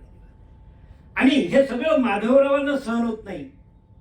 त्यांच्या मातोश्री गोपिकाबाई यामध्ये एक महत्वाची भूमिका करतात. खरं तर गोपिकाबाई रघुनाथरावांपेक्षा 7-8 वर्षांनी मोठ्या आहेत आणि त्यांना असं वाटतं की हे चुकीचं चाललेलं आहे. असा एक प्रचंड पोकळी निर्माण झाली. एक ज्याला सक्षम नेतृत्व नाही, चौफेर एक यादवी माजलेली आहे, अशी विपरीत परिस्थिती आहे. आणि अशा विपरीत परिस्थितीत हा 16-17 वर्षाचा अस्वस्थ झालेला मुलगा आणि तो काहीतरी अशा वेळेस काहीतरी वेगळे म्हणजे स्वतःचं अस्तित्व दाखवण्याचा प्रयत्न करतोय. माधवरावांना ते सहन होत नाही, विरोध करतो आणि तो विरोध मोडून काढण्याचं काम रघुनाथराव करतात. आणि मग तुम्हाला कल्पना आहे की राक्षस भुवनची लढाईची पार्श्वभूमी आणि निजामाने पुण्यावर आक्रमण केलं. कारण निजामाला शह द्यायचा म्हणून मराठे दक्षिणेकडे निघाले. हैदराबादवर आक्रमण करायचं, निजामाने त्यावेळेस पुण्याकडे आक्रमण केलं. उदयरावांनी सांगितलं की पुण्यामध्ये जे काही जवळजवळ 1707 सालानंतर असं आक्रमण, यवनी आक्रमण या पुण्याने महाराष्ट्राने बघितलं नव्हतं. या पुण्यामध्ये निजामाच्या या आक्रमणामध्ये मंदिर वाचलं नाही, मूर्त्या वाचल्या नाही. त्यांनी सांगितलं प्रत्येक पेठांमध्ये सरदारांचे किती वाडे जळाले आणि किती खणून काढले, अपरिमित हानी झाली. परंतु दुर्दैव बघा, निजामाच्या 80,000 सैन्यामध्ये 40,000 मराठी. काय विपरीत परिस्थिती आहे. आणि अशा परिस्थितीमध्ये शेवटी हा संघर्ष असा चालू आहे आणि पावसाळ्याचे दिवस आले म्हणून दोन्हीही सैन्य वाटचाल बघतायत. आणि अशा संधीमध्ये गोदावरीच्या काठावर राक्षस भवनचं युद्ध झालं. त्या राक्षस भवनच्या अलीकडं माधवरावांनी रघुनाथरावांमध्ये एक छोटीशी चकमक झाली आणि शेवटी माधवराव युद्ध टाळावं म्हणून दोन्ही हात बांधून रघुनाथरावाला शरण केले. तुम्हाला आश्चर्य वाटेल, पुण्यामध्ये शनिवारवाड्यात पेशव्यांचं कुटुंब नजरकैदेत आहे. गोपिकाबाई, माधवराव, नारायणराव यांच्यावर नजरकैद आहे. राक्षस भवनच्या लढाईत मगाशी जे सांगितलं, तुम्हाला आश्चर्य वाटेल, माधवराव नजरकैदेत आहे. ज्या वेळेस युद्ध सुरू झालं, कारण की युद्ध देखील असं घडलं की गोदावरी नदीतून निजाम निम्म सैन्य घेऊन, तो पुढे होता बिनीला, काही घोडे वगैरे घेऊन, उंट घेऊन, काही सैन्य घेऊन तो नदी पार केली. ही संधी मराठ्यांनी अगदी योग्यरित्या हे केली आणि त्यावेळेस निजामाच्या पिछाडीच्या सैन्यामध्ये विठ्ठल सुंदर आणि काही सैन्य होतं, त्याच्यावर मराठ्यांनी हल्ला केला योग्य वेळेस. आणि या हल्ल्यामध्ये तिथं देखील काय घडलं की रघुनाथराव ज्या हत्तीवर होता त्या ऐन युद्धाच्या वेळेस रघुनाथरावाच्या हत्तीला शत्रू पक्षाने चारही बाजूने वेढलं आणि रघुनाथरावाचा हत्ती शत्रू आपल्या कळपाकडे घेऊन जातोय. प्रचंड विपरीत परिस्थिती आहे. त्या हल्ल्यामध्ये रघुनाथराव कैद होणार आणि अशा परिस्थितीत माधवराव त्याच्या भोवताली 500 सैन्य आहे. कशासाठी? की माधवरावाला काही हालचाल करून येऊ नये, म्हणजे तो नजरकैद देत आहे. आणि अशा विपरीत परिस्थितीत माधवराव ज्यांनी आपल्याला कैद केलेलं आहे त्या 500 सैनिकांना आपल्या वेळा दिलेल्या त्यांनी सांगितलं, अरे काय करताय, मला बाहेर पडू द्या, मला काकांना वाचवलं पाहिजे. आणि माधवराव त्या परिस्थितीमध्ये त्या सैन्यातून बाहेर पडले आणि रघुनाथरावांना वाचवण्याचा प्रयत्न केला. तो हत्ती पुन्हा वळवला आणि इतक्या सहजतेने त्या युद्धाचं नेतृत्व माधवरावांनी आपल्या हातात घेतलं आणि युद्धाचं पारडं फिरलं आणि राक्षस भुवनचं युद्ध मराठ्यांनी जिंकलं. हे युद्ध का महत्वाचं आहे? निजामाची प्रचंड हानी झाली, परंतु आता मराठ्यांचं नेतृत्व कोण करणार याचा निर्णय लागला. माधवरावांनी इतक्या सहजतेने त्या राक्षस भुवनच्या युद्धभूमीवर मराठी राज्याचं नेतृत्व हिरावून घेतलं रघुनाथरावाकडून. आणि छोटीशी घटना आहे, त्यानंतर रघुनाथराव, एक घटना आहे की रघुनाथरावांना पूजा करत असताना साखर हवी म्हणून त्यांचा जो कोण सेवक होता तो कोठारामध्ये गेला की साखर हवी. ते म्हटले माधवरावांची परवानगी आणा. आणि रघुनाथरावाच्या लक्षात आलं की आपलं नेतृत्व गेलं. आणि म्हणून रघुनाथरावांनी मगाशी सांगितलं की रघुनाथरावांनी गोपिकाबाईंना पाठवलेल्या पत्रामध्ये की माधवरावांनी आमच्याकडून नेतृत्व काढून घेतलेलं आहे. हे माधवरावांना नेतृत्व कुणी बहाल केलं नाही, ते त्यांनी मिळवलेलं आहे, हिमतीने मिळवलेलं आहे. एक 16-17 वर्षाचा मुलगा, आज कल्पना करावं, हे सगळं विचार करा, आपल्या अवतीभोवती आपल्या घरामध्ये 16-17 वर्षाची मुलं काय करतात आणि हा मुलगा काय करतो. त्यांनी पहिली गोष्ट केली, महाजींचं नेतृत्व कायम केलं. आणि अगदी दक्षिणेमध्ये त्यानंतरचं जे माधवरावांचं जे काही नेतृत्व आहे ते इतकं सक्षम आहे, एका नैतिकतेवर उभं राहिलेलं आहे, या 3 शहाण्यांवर नियंत्रण मिळवणार आहे. आणि बघा, त्यांनी पुन्हा पेठ्यांना, त्र्यंबक बापूंना आपल्या बरोबर घेतलं आणि सगळ्यांना बरोबर घेऊन जाण्याचा प्रयत्न केला आणि सखाराम बापूंना नियंत्रण मिळवलं. आणि रघुनाथरावांनी त्यानंतर मग त्यांनी अनेक कारस्थाने केली, त्यावर मात केली. पण माधवरावांचं मोठं कार्य म्हणजे त्यांनी नेतृत्व सक्षमतेने पुढे चालवलं. दक्षिण भारतामध्ये संपूर्ण हातातून गेली होती. त्यावेळेस हैदर अली सारखा, खरं सांगायचं तर फार मोठा शत्रू आहे दक्षिणेतला, जवळ मी त्याला दुसरा अब्दाली म्हणेन, लक्षात ठेवा, दुसरा अब्दाली म्हणेन, असं ते नेतृत्व आहे. त्या हैदर अलीवर नियंत्रण करणं अतिशय कठीण. पण माधवरावांनी अविरत धडपड केली. खरं तर त्यांना शरीर साथ देत नव्हतं आणि अशा परिस्थितीमध्ये हा तरुण योद्धा वारंवार दक्षिणेत जातो. 4 मोहिमा काढल्या आणि संपूर्ण हैदर अलीवर. आणि तुम्हाला सांगतो, जे दक्षिणेतले जे नवाब होते, सावनूरकर, कळपेकर, ह्या सगळ्यांवर त्यांना पुन्हा एकदा मराठ्यांचं आधिपत्य, कारण की हे 5 जे नवाब होते की जे मराठ्यांचं आधिपत्य मान्य करून मांडलिकत्व एक प्रकारे त्यांनी मान्य केलं होतं, परंतु ह्या मधल्या परिस्थितीमध्ये हैदर अलीनी त्यांच्यावर नियंत्रण मिळवलं होतं. आणि अशा काळामध्ये दक्षिणेतलं मराठी राज्य वाचवणं, त्याची वृद्धी करणं आणि हैदर सारख्या एका बलाढ्य शत्रूवर पूर्ण नियंत्रण मिळवण्याचं कार्य माधवरावांनी केली आणि दक्षिण भारत निर्वेद केली. हे काय ते मोती तलावाचं शेवटचं युद्ध वगैरे, आणि त्याच वेळेस बिचारे आजारी पडले, तशा परिस्थितीत ते आले, मागं लढाया चालूच आहे. आणि सगळ्यात महत्वाचं उत्तरेकडं दिल्लीमध्ये मागाशी मी सांगितलं एक मोठी पोकळी निर्माण झालेली, एक अव्यवस्था निर्माण झाली उत्तर हिंदुस्थानात. आणि अशा वेळेस माधवरावांनी रामचंद्र कानडे, भिसाजीपंत बिनीवाले, तुकोजी होळकर आणि महादजी शिंदे, म्हणजे ज्याला 2 मुत्सद्दी आणि 2 महान सेनापती, ह्या दोघांना बरोबर घेतलेलं आहे.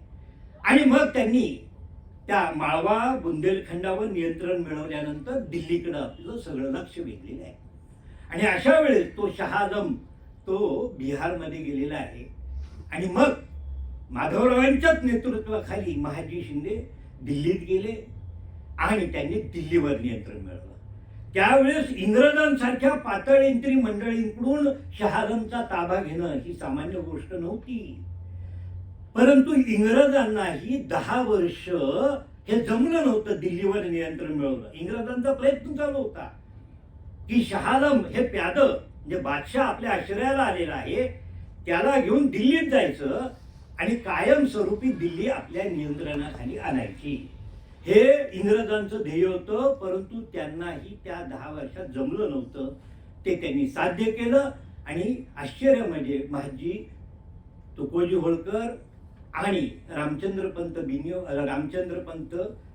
कानडे आणि भिसाजीपंत यांच्या नेतृत्वाखाली मराठ्यांनी 12 फेब्रुवारी 1771 दिल्ली जिंकली. आणि त्यानंतर मात्र दिल्ली मराठ्यांच्या ताब्यात राहिली.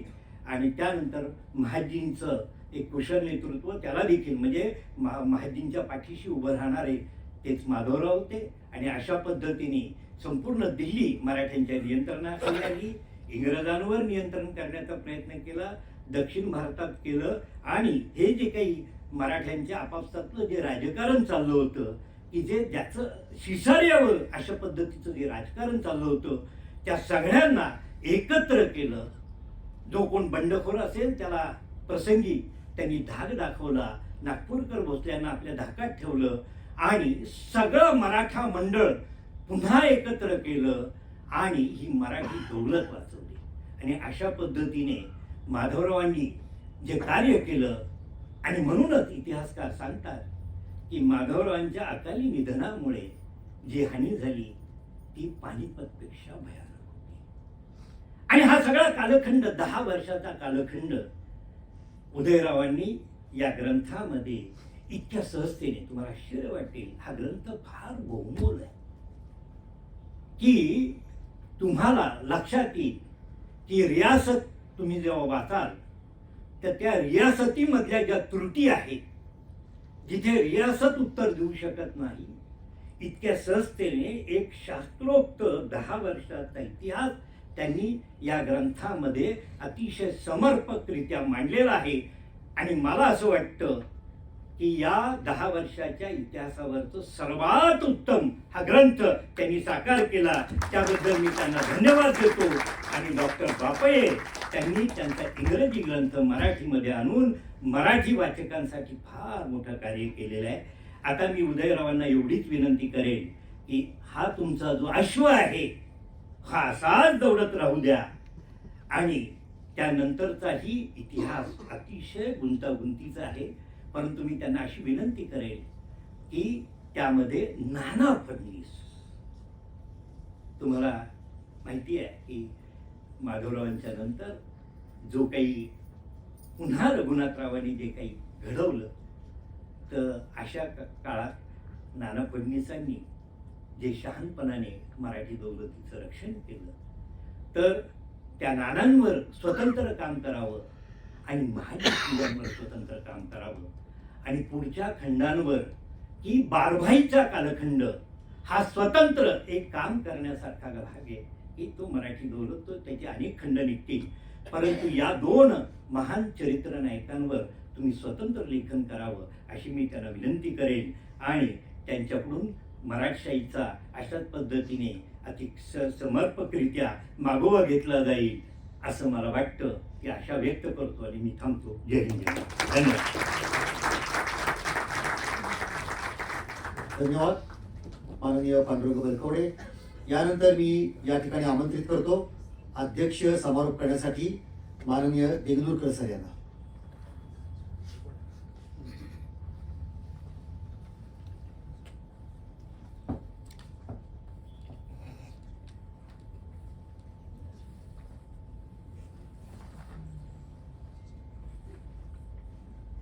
मराठ्यांच्या इतिहासावर बोलायचं, माधवराव पेशव्यांच्या पराक्रमासंबंधात सांगायचं, ते बसून कसं सांगणार.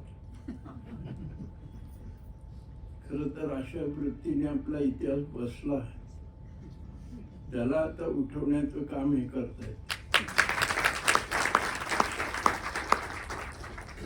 मराठीच्या मातीमध्ये आहे काय मातब्बर, पहा खुलदाबादेला, पहा दौलताबादेला जाऊन खुलदाबादेची कबर. ही मराठ्यांची ताकद आहे मातीमध्ये तुमच्या. उदयरावांचं मी अभिनंदन करतो ते एवढ्या करता की इतिहासाच्या प्राध्यापकांनी असा ग्रंथ कधी लिहिला नाही.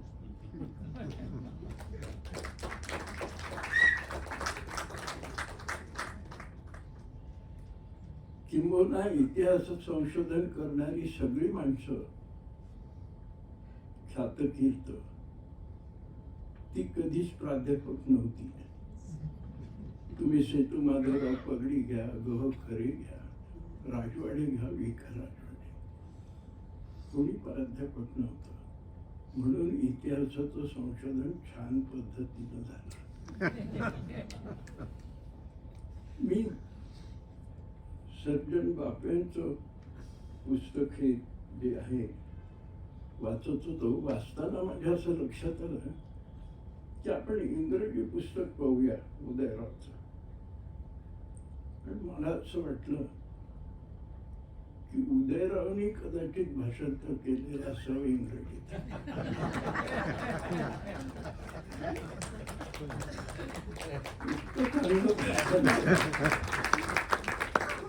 हे मी एवढ्या करता म्हटलं की ते थकले, कंटाळवाने झाले वगैरे जे म्हणाले तसं त्यांनी करू नये, भाषांतर करत राहावं. काय होतं, आपण जर इतिहास पाहिला तर पेशव्यांचा इतिहास खऱ्या अर्थाने लोकांसमोर आलाच नाही, विद्यार्थ्यापर्यंत आलाच नाही. कारण ते धोरणच वेगळी आमच्या शासनकर्त्यांची. पेशवे कधीही असं म्हणाले नाही की हा ब्राह्मणांनी निर्माण केलेला इतिहास आहे. मराठ्यांचाच इतिहास. कारण तुम्ही बाहेर गेलात महाराष्ट्राच्या की तुम्हाला मराठी म्हणूनच ओळखतात.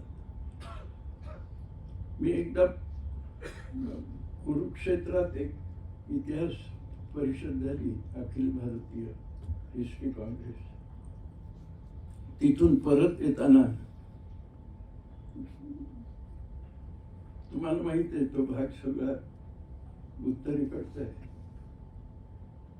आमची विमानाची वेळ झाली दिल्लीहून परतायची आणि आमच्या बसमध्ये जे बसलेले लोक होते त्या हॉस्टेलमध्ये जाऊ, त्यांना घेऊ, त्या हॉस्टेलमध्ये त्यातच वेळ झाला. आम्ही थोडे त्रस्त झालो. ते सगळं होता होता होता पानिपत आलं. तेव्हा ज्यांच्याबद्दल आम्हाला थोडी चीड होती, उशीर करत होते म्हणून, ते म्हणाले देखो पानिपत आ गया. मी म्हटलं तुम्ही जेव्हा चुलीपुढे बसून शेकोटी करत होता तेव्हा तुमच्या रक्षणाकरता आम्ही महाराष्ट्रातनं इथं आलेलो. याची जाणीव तुम्ही ठेवत नाही. मग इतिहास परिषदेला जायचं कशा करता? इतिहासाची माहिती नाही तर. पण हे त्यांना म्हणून काय उपयोग, आम्हाला तरी कुठे माहिती. पानिपताच्या संबंधात आम्हाला माहिती नाही, यथार्थ ज्ञान नाही.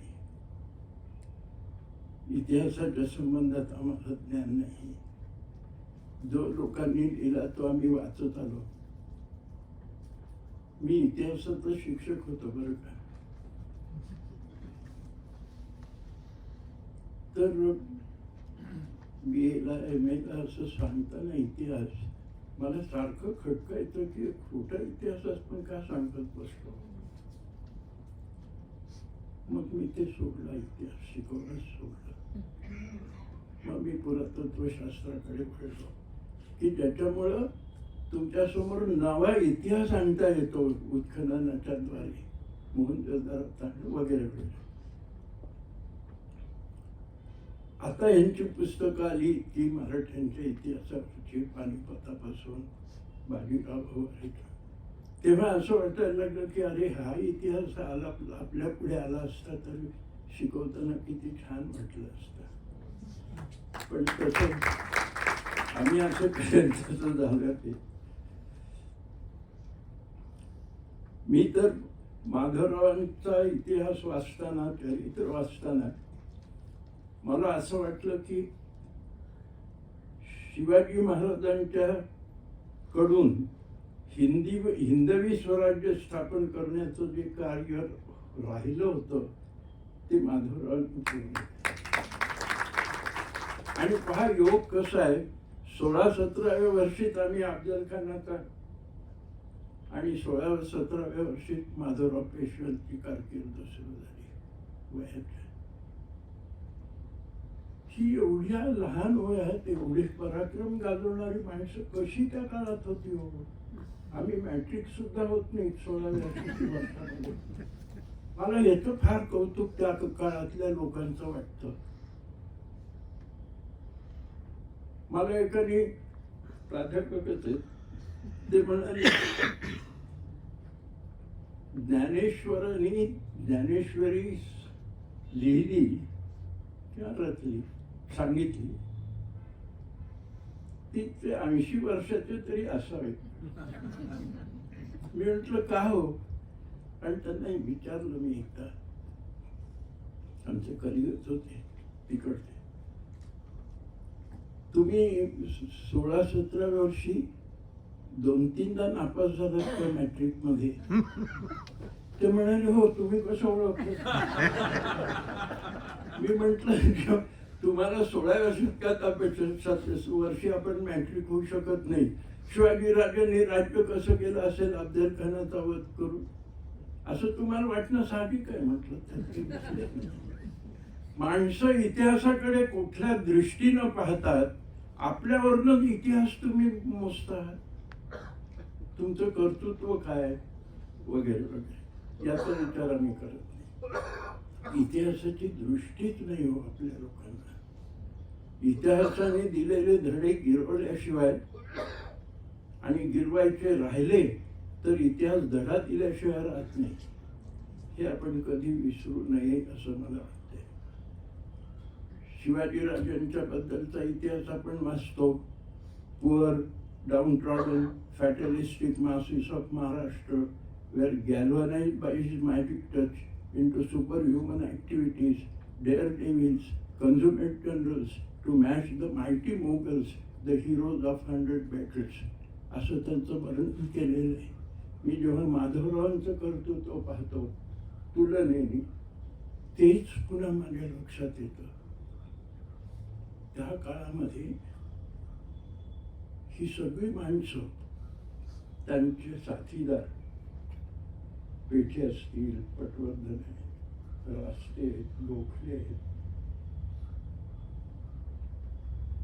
शिवाजी राजांच्या काळची तुम्ही पहा, तानाजी मालुसरे, बाजीप्रभू देशपांडे, अशी माणसं माधवरावांनी तयार केली आहो. त्यांनी जागृत केलं ह्या लोकांना, त्यांनी उद्युक्त केलं शत्रूच्या विरुद्ध लढण्याकरता म्हणून. त्यांच्या शाबासकीने धैर्य दिलं ह्या लोकांना आणि केवढे पराक्रम ह्या लोकांनी केले. आता इतिहासाकडे पाहताना एखादा शहाणा मनुष्य, कदाचित माझ्यासारखा, दोष काढतो.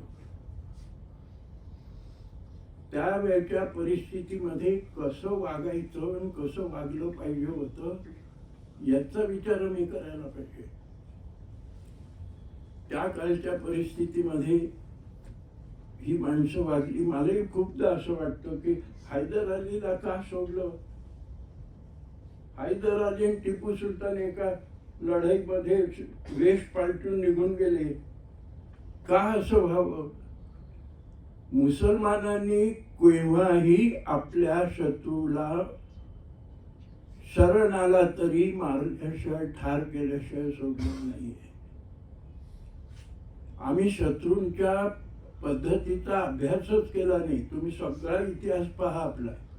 आपल्या शत्रू कोणता आहे आपला, त्याची वागणूक काय आहे, त्याची वृत्ती काय आहे, हे याचा आम्ही विचारच केला नाही. फाळके बरोबर नाही. तर हे बरोबर असं नसतं, त्यांना हो म्हणावं लागतं. तर हे जे आहे इथे आम्ही कमी पडतो की पडलो की काय असं मला वाटतं. पण माधवरावांचं एक, मला एका पत्रात त्यांनी इंग्रजांना दिल्लीमध्ये येऊ देऊ नका, केवढं दूरदर्शीपणा आहे त्यावेळेची आणि मला एक अजूनही कसं लक्षात येतं हे वाचल्यावर, गोपिकाबाई ह्या फार कर्तृत्ववान बाई त्यावेळी.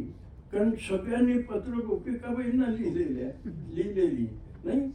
आणि राघोबा दादा काय नाही, पराक्रमी असणं केव्हाही चांगलं, महत्वाकांक्षी असणं केव्हाही चांगलं, पण आपल्या पराक्रमाचा, आपल्या महत्वाकांक्षेचा स्वराज्य निर्मिती करता आणि त्याच्या रक्षणाकरता उपयोग होतो का, हे शहाण्या लोकांनी पाहायला पाहिजे असतं. पाहिलं नाही हे आपलं दुर्दैव. आता 3.5 शहाणे आपण म्हणालात ते सखाराम बापूंनी एक पत्र लिहिलेलं होतं, माधवरावच्या हातात मिळालं. माधवरावने जाळून टाकलं ते, लोकांना ह्यांची बदनामी होऊ नये त्यांची म्हणून. काही वेळानं सखाराम बापू बद्दल, ते एक शहाणे होते, एक शहाणे, त्यांच्याबद्दल ते एक शहाणे होते वगैरे असं म्हटलं की माझी छाती फुगते. कारण मी त्यांच्या वंशजातला आहे, माझ्या आईकडनं बोकेली. पण काही वेळा हे सखाराम बापूचं काही वाचलं म्हणजे थोडं वाईटही वाटतं, आपण हे सांगावं की वेगळं. पण काही शहाणी माणसं अतिशहाणी असतात काही वेळा. विठ्ठल सुंदर मराठवाड्यातला मनुष्य, एक शहाणा, पण तो निजामाचं काम करतो आहो, त्याला शहाणं का म्हणावं. आताही अशी शहाणी आहेत इतिहासाचे, कशाला सांगताय. आताही दिल्लीत तुम्ही पाहिलं तर अशी शहाणी आहेत. पण इतिहासाची पुनरावृत्ती होतच असते. तर चांगल्या इतिहासाची व्हावी असं माझं मत आहे. काय होतं, इतिहासाच्या संबंधात विचार करताना, आता माधवरावांच्या बद्दल आज आपण पुस्तकाचं प्रकाशन केलं म्हणून मी म्हणतो की ते पुनरावृत्ती इतिहासाची होते हे लक्षात घेतलं तर वाईट गोष्टींची पुनरावृत्ती होऊ नये ह्याच्याकरता इतिहास वाचला पाहिजे.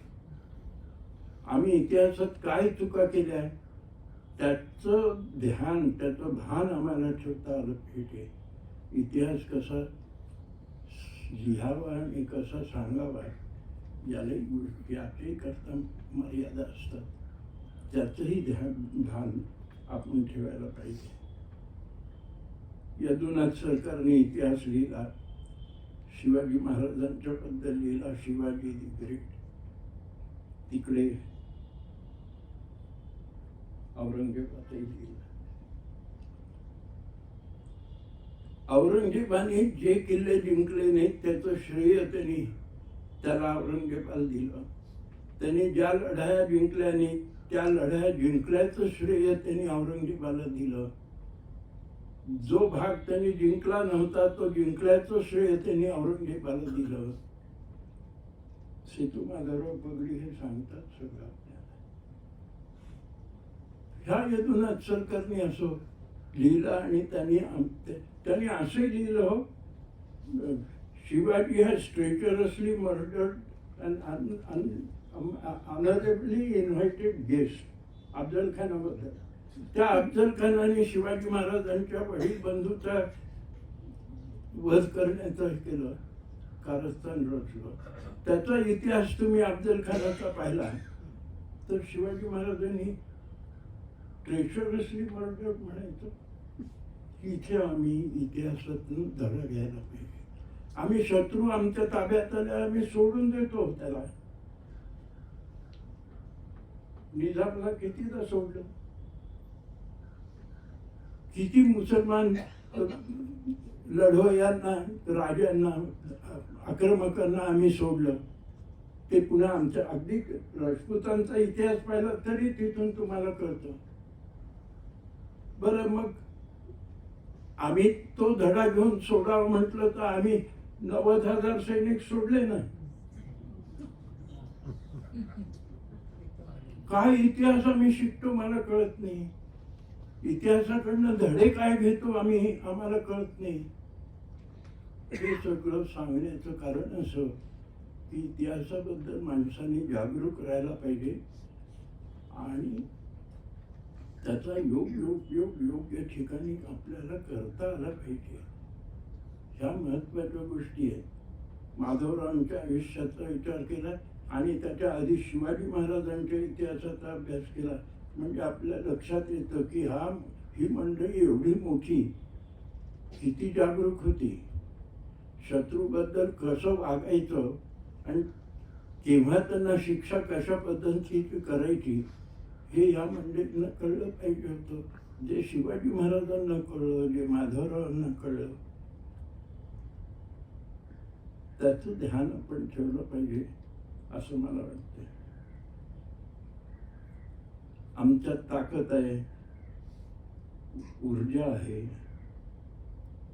धडाडी आहे, धैर्य आहे. मग दत्ताजी शिंदे आम्हाला का नायक वाटू नये. बचेंगे तो और भी लढेंगे म्हणणारा त्याच्याबद्दलची एक कादंबरी आहे निर्वाण म्हणून. ती वाचली पाहिजे असं मला वाटते.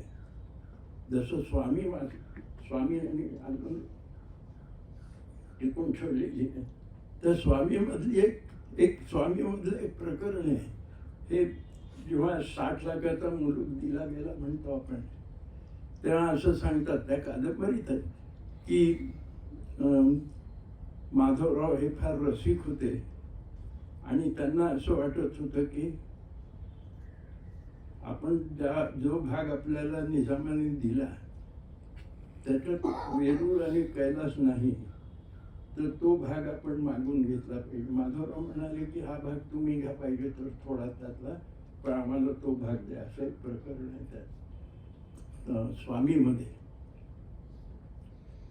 मी वेरूळचाही अभ्यास केलेला आहे आणि इतिहासाचाही थोडा केला तर मला ते नाही बरोबर वाटलं. म्हणून मी बाबासाहेबांना विचारलं, बाबा हे असं झालंय का. मला नाही वाटत असं झालंय असं. ते म्हणाले नाही ते किती रसिक होते हे सांगण्याकरता म्हणून हा भाग आलाय. हे मी दोन अर्थाने आपल्याला सांगतो. एक तर आता सांगितला, दुसरा अर्थ असा आहे की कादंबऱ्यावर फार विश्वास ठेवू नये.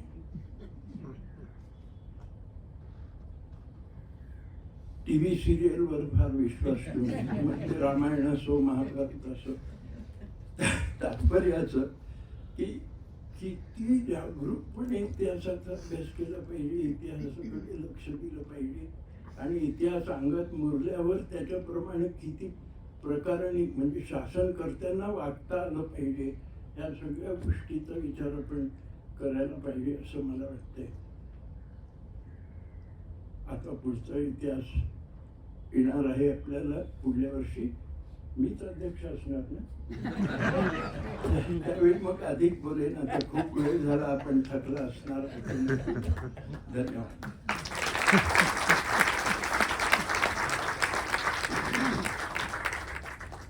थांबलो अशा करता की मला इतिहास लेखक उदयराव आणि बापे डॉक्टर त्या दोघांचं विशेष अभिनंदन करायचं. ते भाषणाच्या ओघात न करता पुन्हा स्वतंत्रपणे करता यावं म्हणून मी थांबलो. त्यांचं अभिनंदन करतो मनःपूर्वक आणि थांबतो.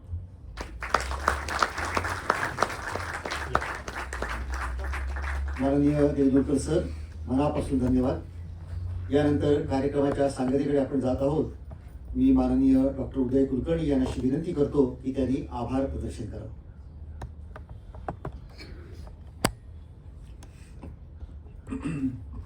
आभार प्रदर्शनाचा गोड कार्यक्रम माझ्याकडे आलेला आहे. डॉक्टर देगलूरकरांनी आज वेळ काढून आणि ते मी म्हणतो नेहमीची 90 वर्षाचे तरुणच आहेत आणि नक्कीच माझ्या पुढच्या पुस्तकांनाही त्यांना अध्यक्षपद मी नक्कीच आमंत्रित करीन.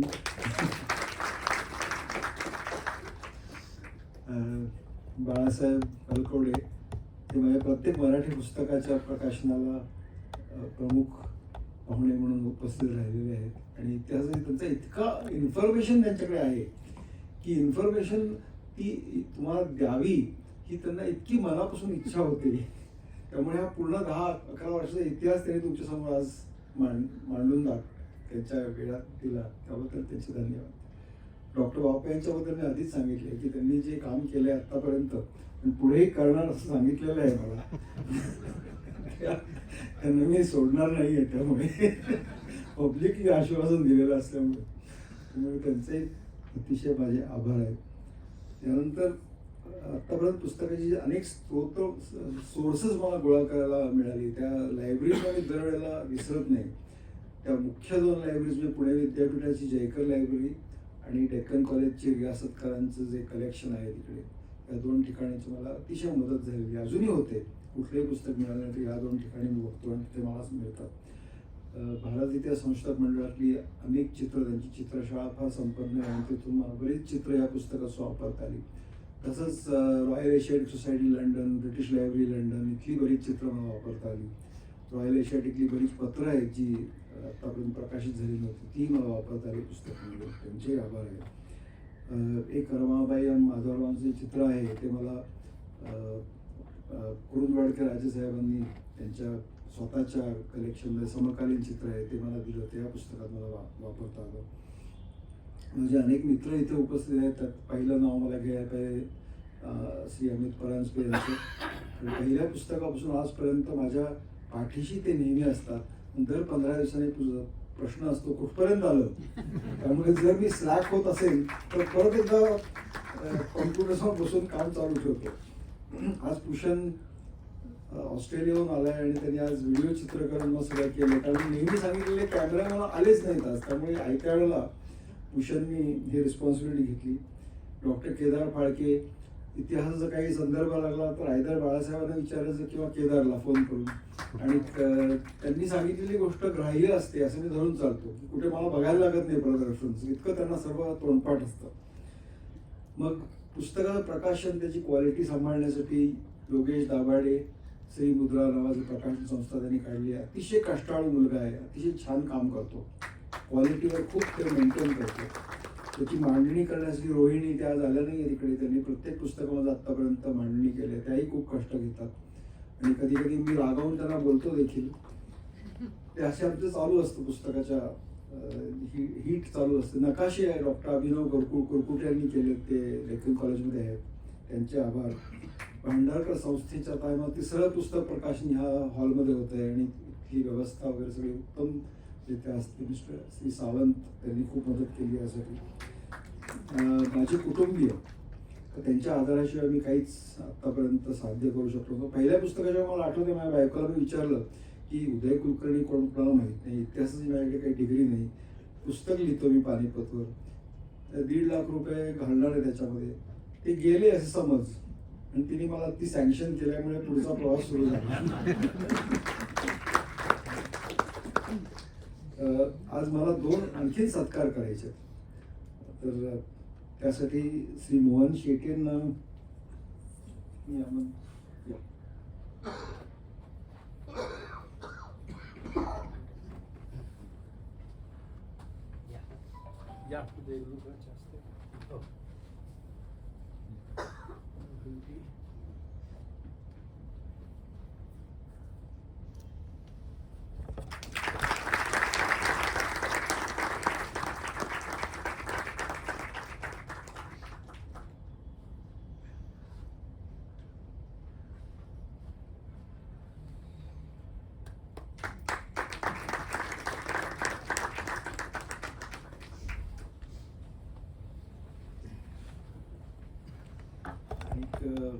मंजिरी दामणकर माझ्या पहिल्या काही पुस्तकांच्या सर्व सूत्रसंचालन मंजिरीने केलेलं आहे.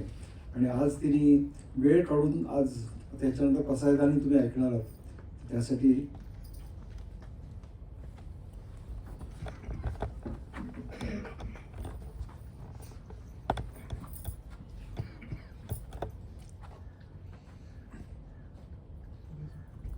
कारण फोटोग्राफर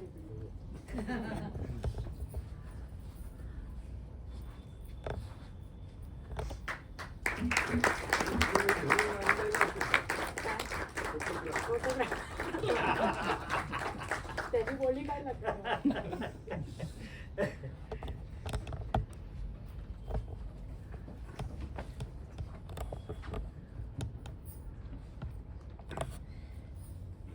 यानंतर पसायदानानं आजच्या कार्यक्रमाची सांगता होणार आहे. मंजिरी धामणकर आपल्यासमोर पसायदान सादर करतील. तत्पूर्वी सभागृहाच्या बाहेर माननीय उदय कुलकर्णी यांची सर्व पुस्तकं आज सवलतीच्या दरामध्ये आपल्याला उपलब्ध आहेत. आणि आज जे पुस्तक या ठिकाणी प्रकाशित झालं त्याची मूळ किंमत 895 रुपये असली तरी आज आपल्याला ते 700 रुपयात उपलब्ध आहे. त्याचाही रसिकांनी लाभ घ्यावा. यानंतर पसायदान.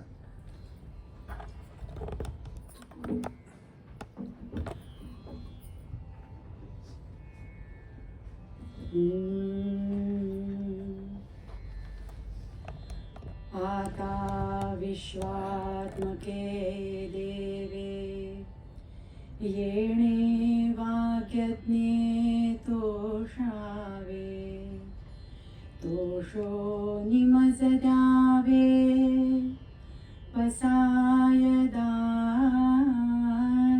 हे जे खळांची व्यंकटी सांडो तया सत्कर्मी रती वाढो भूता परस्परे पडो मैत्र जीवांचे दुरिताचे तिमिर जा विश्व स्वधर्म सूर्य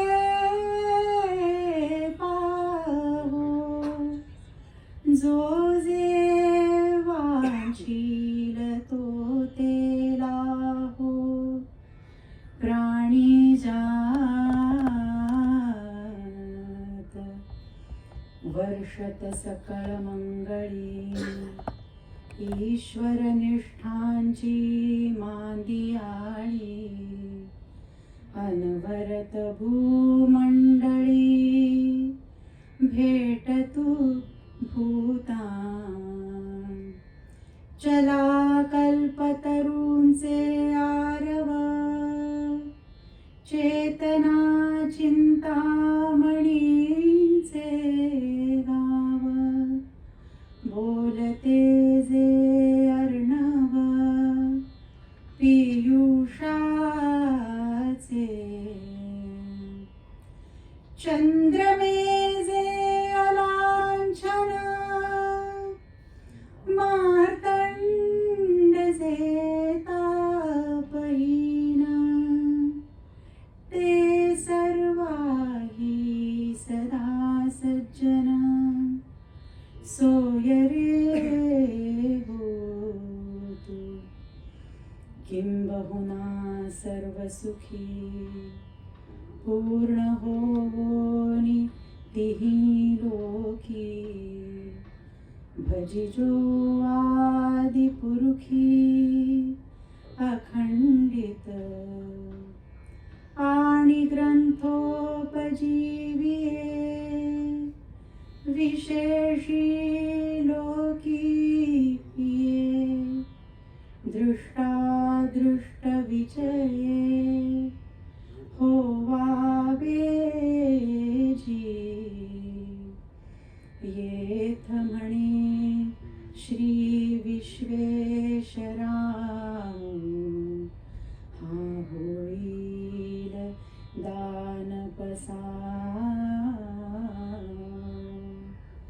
येणे वरे ज्ञानदेव सुखिया